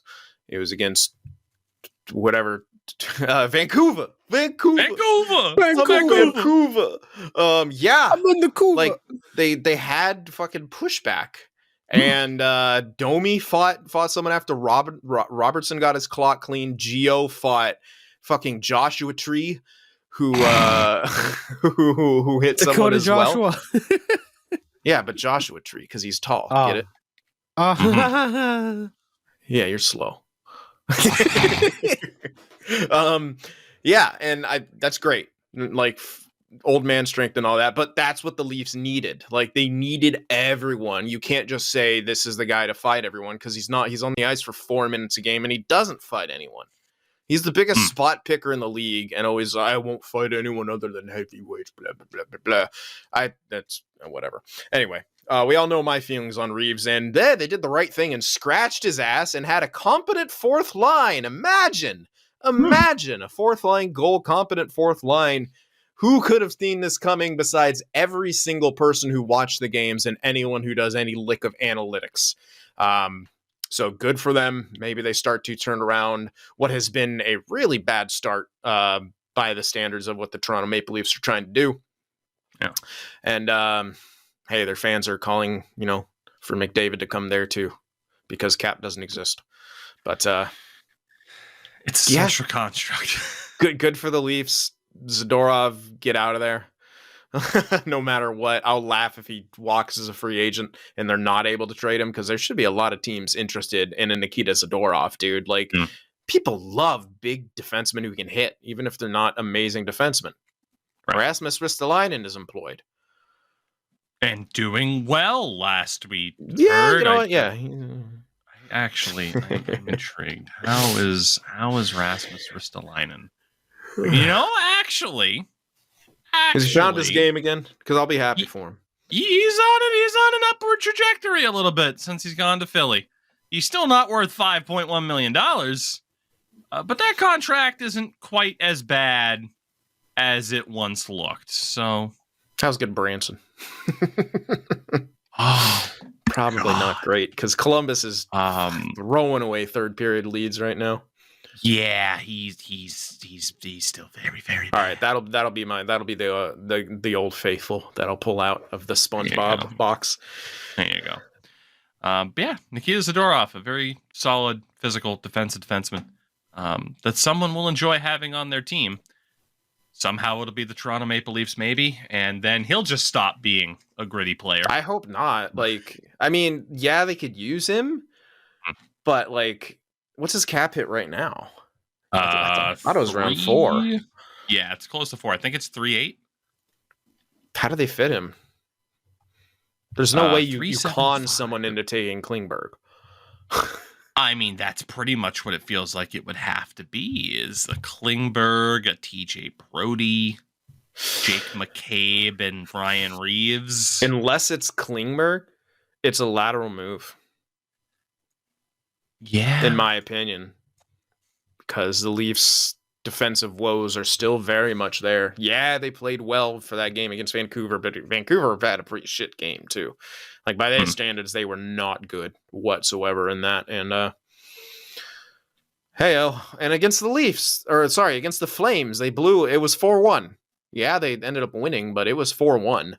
So I mean, it's still the summer signings of Brad Treliving are still very much under intense scrutiny.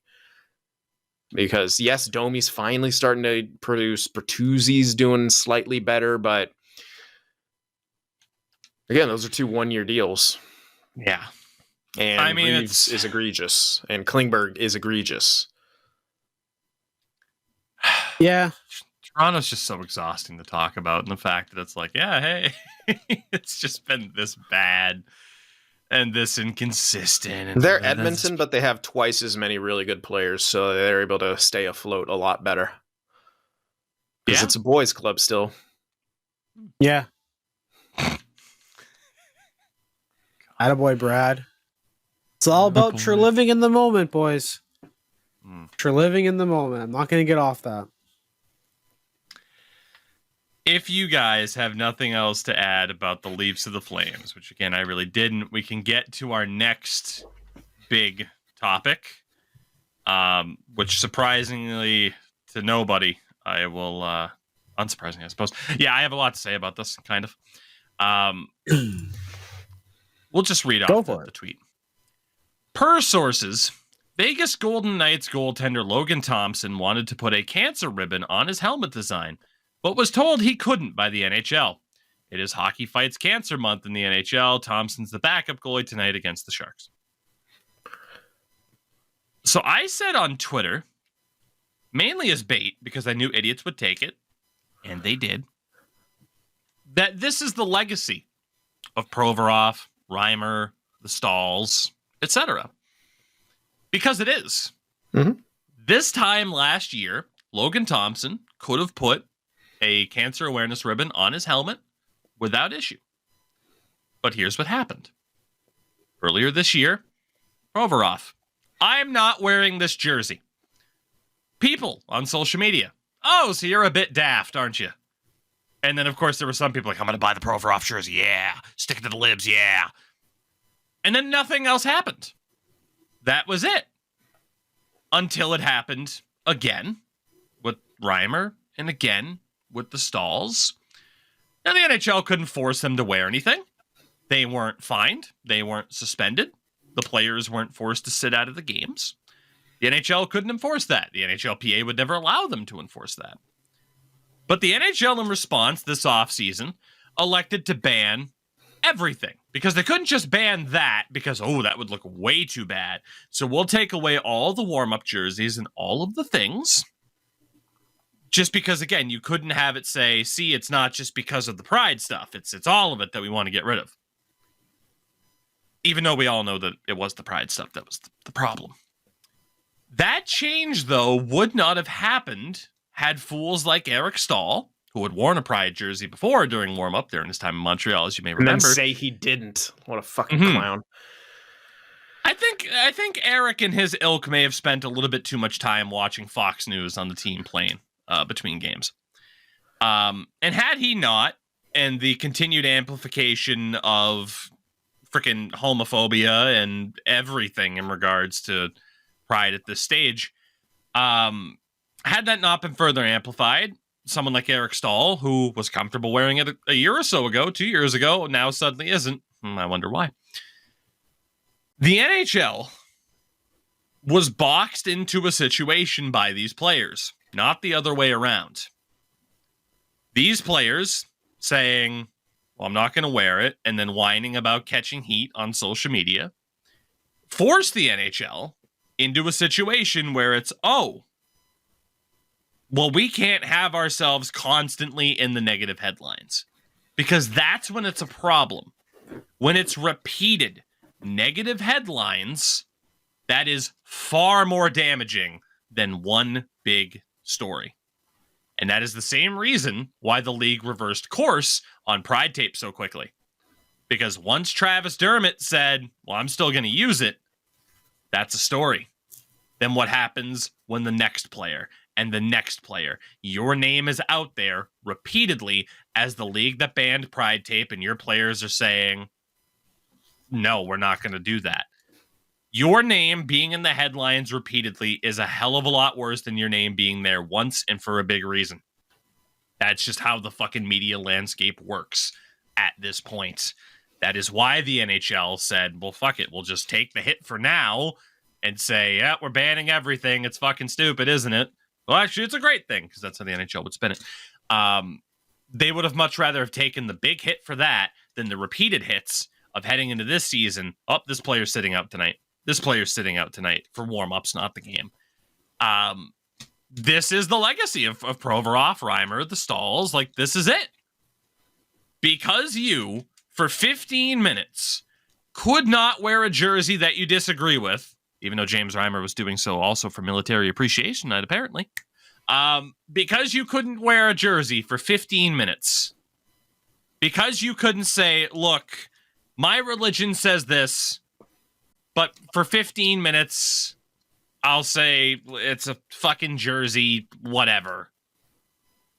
Now you get to the point where Logan Thompson can't put a cancer ribbon on his helmet during Hockey Fights Cancer Month.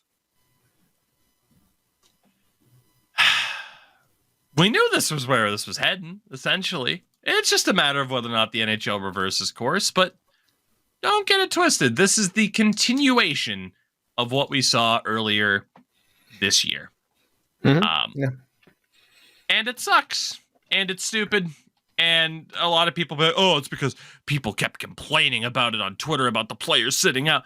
No, it's because of the players themselves being so insecure and fragile and using their own shitty beliefs. And hey, you can have shitty beliefs if you want. A lot of people have shitty beliefs.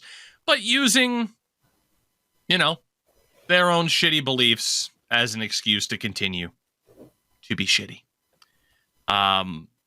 We also don't know what would have happened if Logan Thompson had just said, fuck you, I'm going to use the ribbon anyway. He just elected not to do it and said, all right, whatever, fuck it. I'm intrigued to know what would have happened. Would they have reverted course like the Pride Tape quickly? Who knows? It's the NHL. But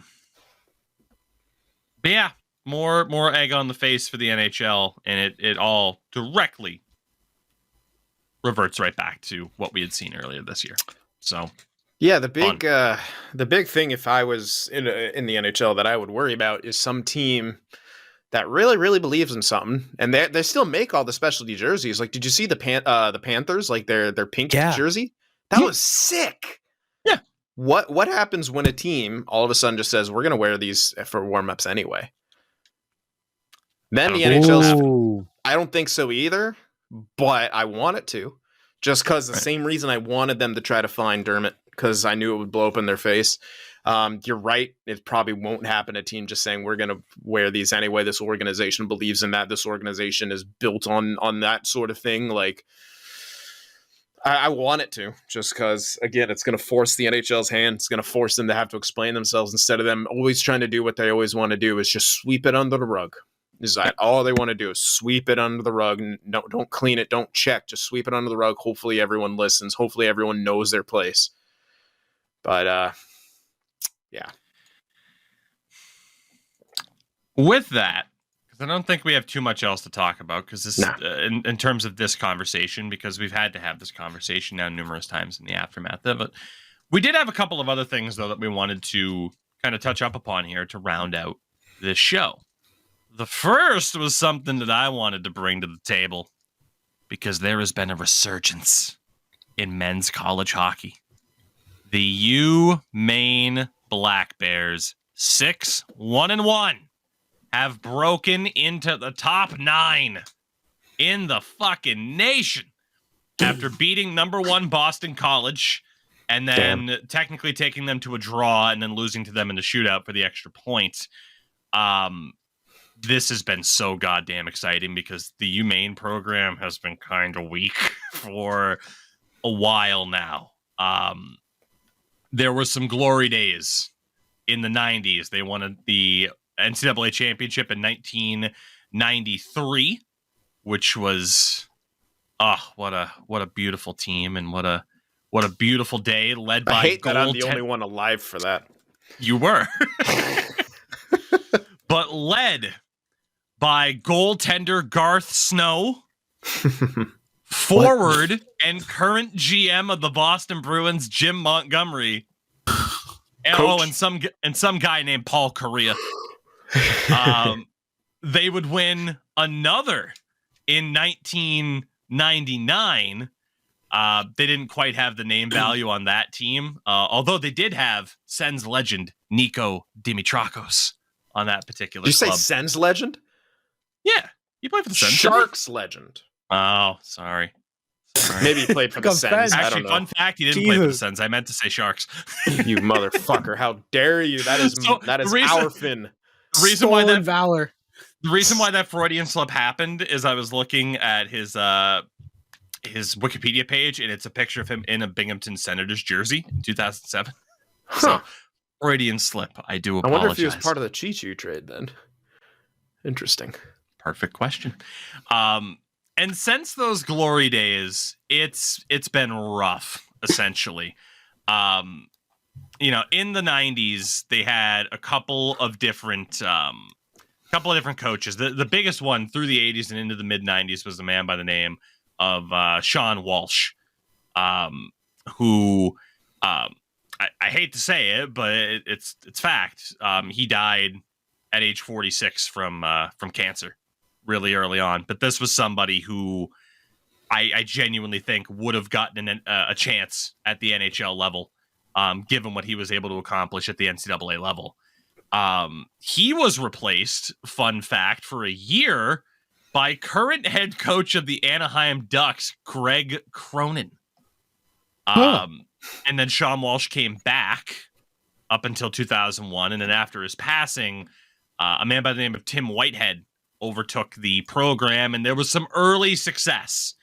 They lost the national title game to Minnesota in 2002, lost the national title game in 2004 to Denver, made the semifinals twice in 2006-07, and then after that, it fell off a cliff. And to that point, 2007 was the last time that Maine has made it beyond the regional semifinal in the NCAA tournament. There's been some rough years. Like, they had some decent players at times. 2013 to 2021, Red Gendron was the leader of the program, the head coach, someone who made a big impact on Jeremy Swayman. Red unfortunately passed away 2 years ago now. But recently, since Red's passing, it's been a man by the name of Ben Barr, who not trusted hockey man, but the dude's 41 years old, comes up through the NCAA as a coach, really over the past almost 20 years, like whether as a volunteer assistant or as an outright assistant. And, last year wasn't amazing, but this year they have been boosted up by these two freshmen, especially. And I'm so damn excited for what they could mean to this team. The Nadeau brothers of Bradley and Josh Nadeau, who are currently tied for the team league in points with 10 points in 8 games played. And again, they are both freshmen. Bradley was drafted by the Carolina Hurricanes, whereas Josh, I believe, is eligible for the draft this upcoming season. And I am so excited for what it could mean. Actually, no, excuse me. Josh went undrafted, but then Bradley was drafted. That's what it was. I'm just so excited for what these two have been able to do for this program already, and there's some other freshmen in there as well. It is just really nice to have them not suck anymore. Because for those who don't know, it's like they are constantly compared to the Boston colleges of the world, who are led by someone like Cutter Gauthier, top 5 pick of the Flyers recently. Boston University has Macklin Celebrini, and, you know, he might not even be there for that long, of course, but it's just really nice to kind of see this team be back into a competitive state and to not just get dicked down by their their Massachusetts-based overlords. So I'm pretty happy about that. And in general, there's a lot of ranked teams in this region. BU, BC, they're both still ranked.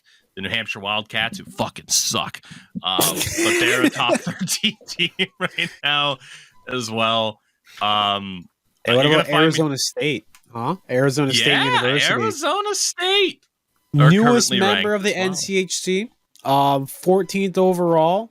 I think they're also the fastest team to join Div 1 hockey and get ranked as high as they are right now, which is relatively impressive. You know, shouts out to Josh Doan for putting the team on his back last season. You know, kind of helped out this year.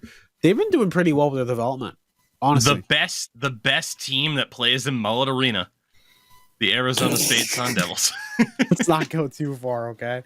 Oh boy, let's not. But hey, it's funny to talk about. So I wanted to mention that just because I'm happy about it. I also wanted to mention, have the New York Rangers not in fact ruined Alexis Lafreniere? Sin, we've had a lot of conversations about this in the Rangers player development. Lafreniere currently has 11 points in 14 games. He's looking okay at a lot of goals. Yeah, a lot of goals. Looking all right. A lot of tap-ins. Not just kidding. Yeah, it's looking good. He's got to keep it up though for me to like believe in it. And what I've seen of the brief amount of time I've watched some Rangers game, he's not driving play. I'd say he's the beneficiary of a pretty stacked lineup. That's not to take away from what he's done, because he's still got to put the puck in the net. He's still got to make passes. He's still got to be a good player and things like that. And it's good. If he gets his confidence, he's able to continue to do this. Still maybe not necessarily what you want after that number 1 overall, but if he's still a serviceable player and he's going to be playing in probably, if he keeps this up, your top 6, if not, middle 6 at least.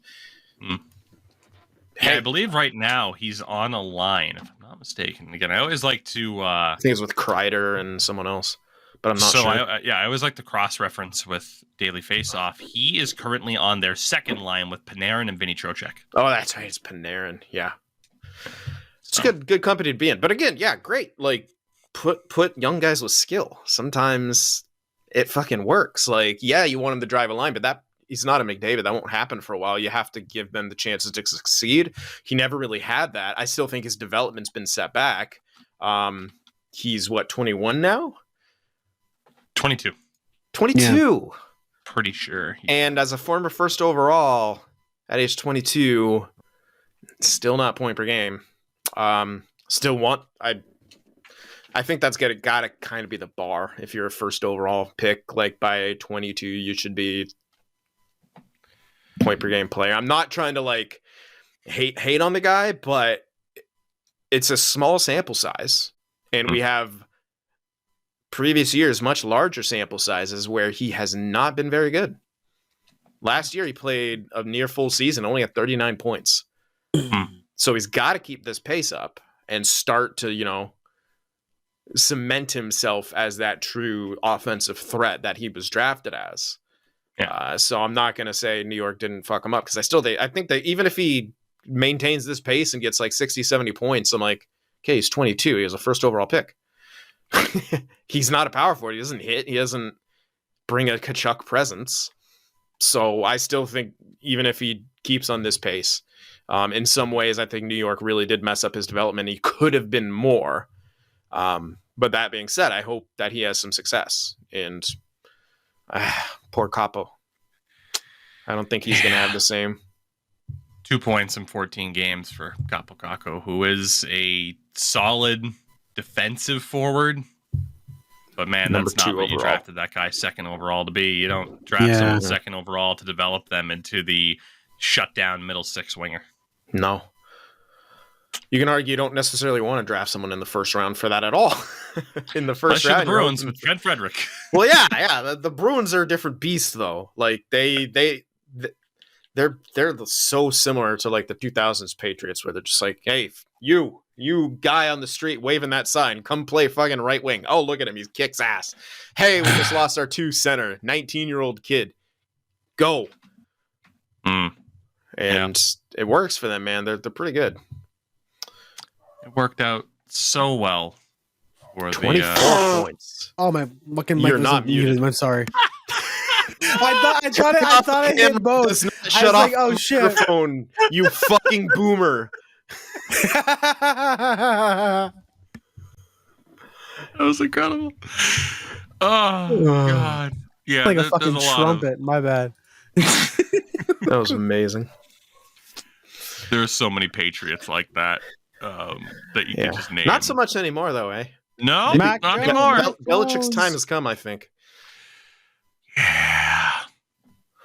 Yeah. Anyway, one more viewer. Yeah, I don't want to talk about the Patriots. Yeah, I know. Okay, I know. so You're depressed. no, not really. I'm digging in my fucking 9-inch heels into you I was prepared because I'm for pole them to dancing be- on their grave. I was prepared for them to be bad.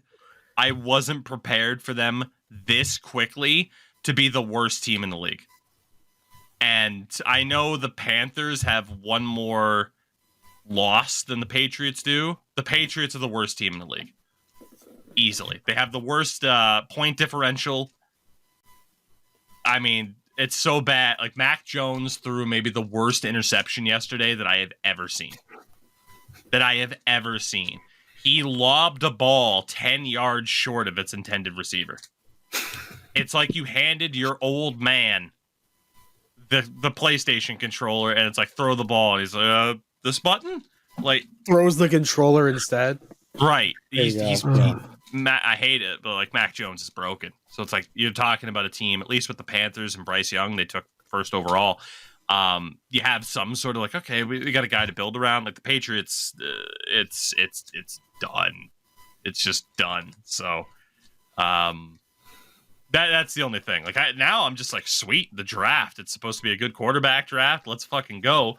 That Mac Jones jersey I got on the jersey collection over there is Losing value quick, man. It's I couldn't give that away at this point. Is my presumption. We have a viewer question to round things out. This comes from Scroopy. You are stuck on a deserted island, but for some reason you have a game console and 3 games that will work. What system do you bring in what games? Also said, sorry, no PC, that deserves its own situation. Well, by the way the questions were, there's no TV there, so I'll have to take like a Nintendo something with the screen built in, right? Yeah. Shit, then it runs out of batteries immediately. All right. Assuming that there's for some reason power and a TV there. Yeah. Okay. All right. I'm done being a smartass. No, you're not. I hate that he said you can't bring a PC. Fuck you. No Civ for you, brother. So, what would I... So for me, it comes down to 2 consoles, I would think. Maybe. Like, because for older consoles, God, like, you have gems on every console, for the most part. Right? You can go Super Nintendo, you can go N64, PS2, PS3, Xbox 360 era. I'm just trying to think of... You know, because at the same time, it's like, okay.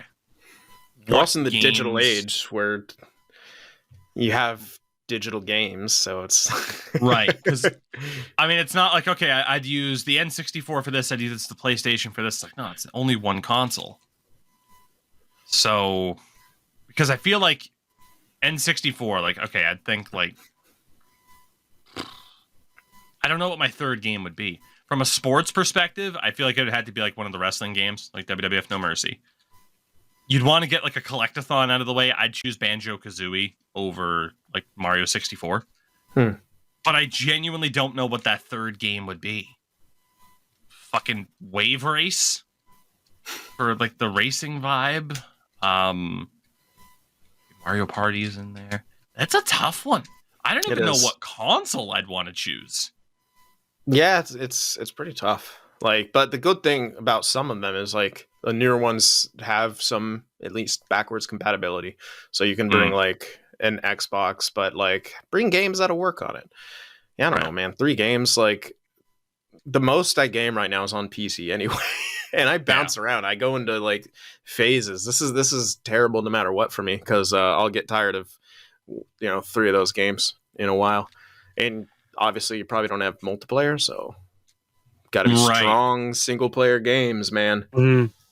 And all of those are on the PC for me because all the consoles give a fuck about now is multiplayer, ERM, and all that stuff. Well, I would say from like a PS5 perspective, though, if I were to go with that, it's like the amount of time you can sink into a God of War or a Spider-Man. Yeah, So then it's like, okay, like what other type of game would you want to mix in? If I had to go something right now, I mean, again, like I have my N64 trifecta would be WWF No Mercy, Banjo-Tooie, and Wave Race 64. Off the top of my head. But I could come up with one for the PS2, for the 360, for the modern consoles. I mean, I think that's what I'd want to do is put more thought into this of like, okay, actually come up with my 3 for each console and then put it in a bracket and be like, which one wins? Right? This is too tough. I don't know, man. Like I'd go with, you know what? I'd go with the Xbox Series X. And if I could only play 3 games, since they don't really make physical copies anymore, I would, I'm going to cheese the system. I would have the Halo Master Chief Collection. Hey, Halos 1 through 3, and love that. That's a lot of time right there in those campaigns, man. Whew. Ooh, so you could go with. Remember what the rare replay collection? Yep, there you go. That would be the way to cheese it, right? Is to go with a collection that has multiple offerings. Yeah. Sega Saturn, because also the Series S and X are backwards compatible. So you could say Sega Master Games Collection for the Xbox 360. Which has all the Sega games from like way back when.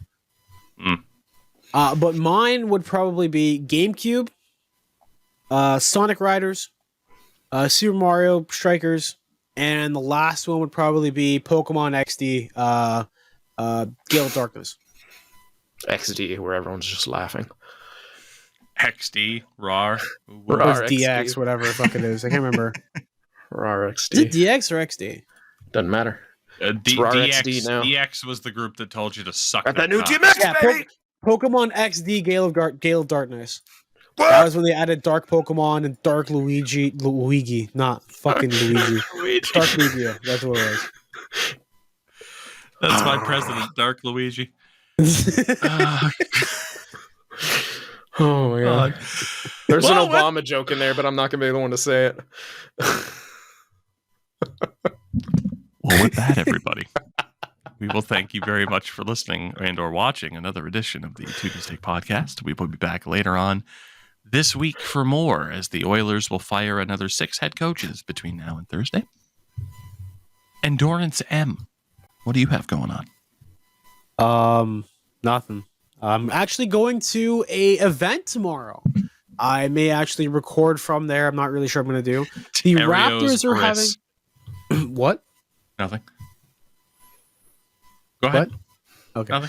Motherfucker. Fuck you. I'm going to an event tomorrow with the Raptors and the Toronto Ultra, the COD esports team for MLSE. They are holding an event at Scotiabank Arena where you can go into the court, shoot some hoops, dunk on some small children, which I'll probably do, and play COD and dunk on more small children, which I'll probably do. It's ran by you're gonna get shit on by those kids, dude. I'm not getting shit on by those kids. I used to play rep basketball. Okay. No, I'm talking about COD. COD. Yeah, I'll you're get my gonna ass shit kicked. Oh yeah, I'll get my ass kicked, but I'll actually 1v1 on the court. I'll just cross them. There you go. It's good. Yeah, that's what I got going on. Again, another thing too. One last thing to plug is the Movember campaign from two guys on my hockey team, Glenn and Jerry. They are raising money for Movember and doing their thing. So I'll give Tougie the link this time to put in the description. If you guys have any extra money to donate to that, goes to a good cause, obviously for mental health and cancer awareness. Do the thing. Sin. Yeah. Yeah. I've started a new franchise mode with the Edmonton Oilers. Ooh. And it's been having a blast with that. I think I mentioned it maybe last time. I can't remember when I started it. But I should have actually mentioned it on the very last episode we did.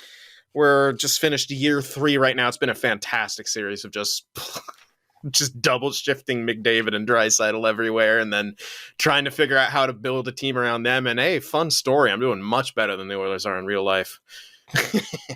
But yeah, check that out. It's on my YouTube, Sin FTW Productions, and that's it.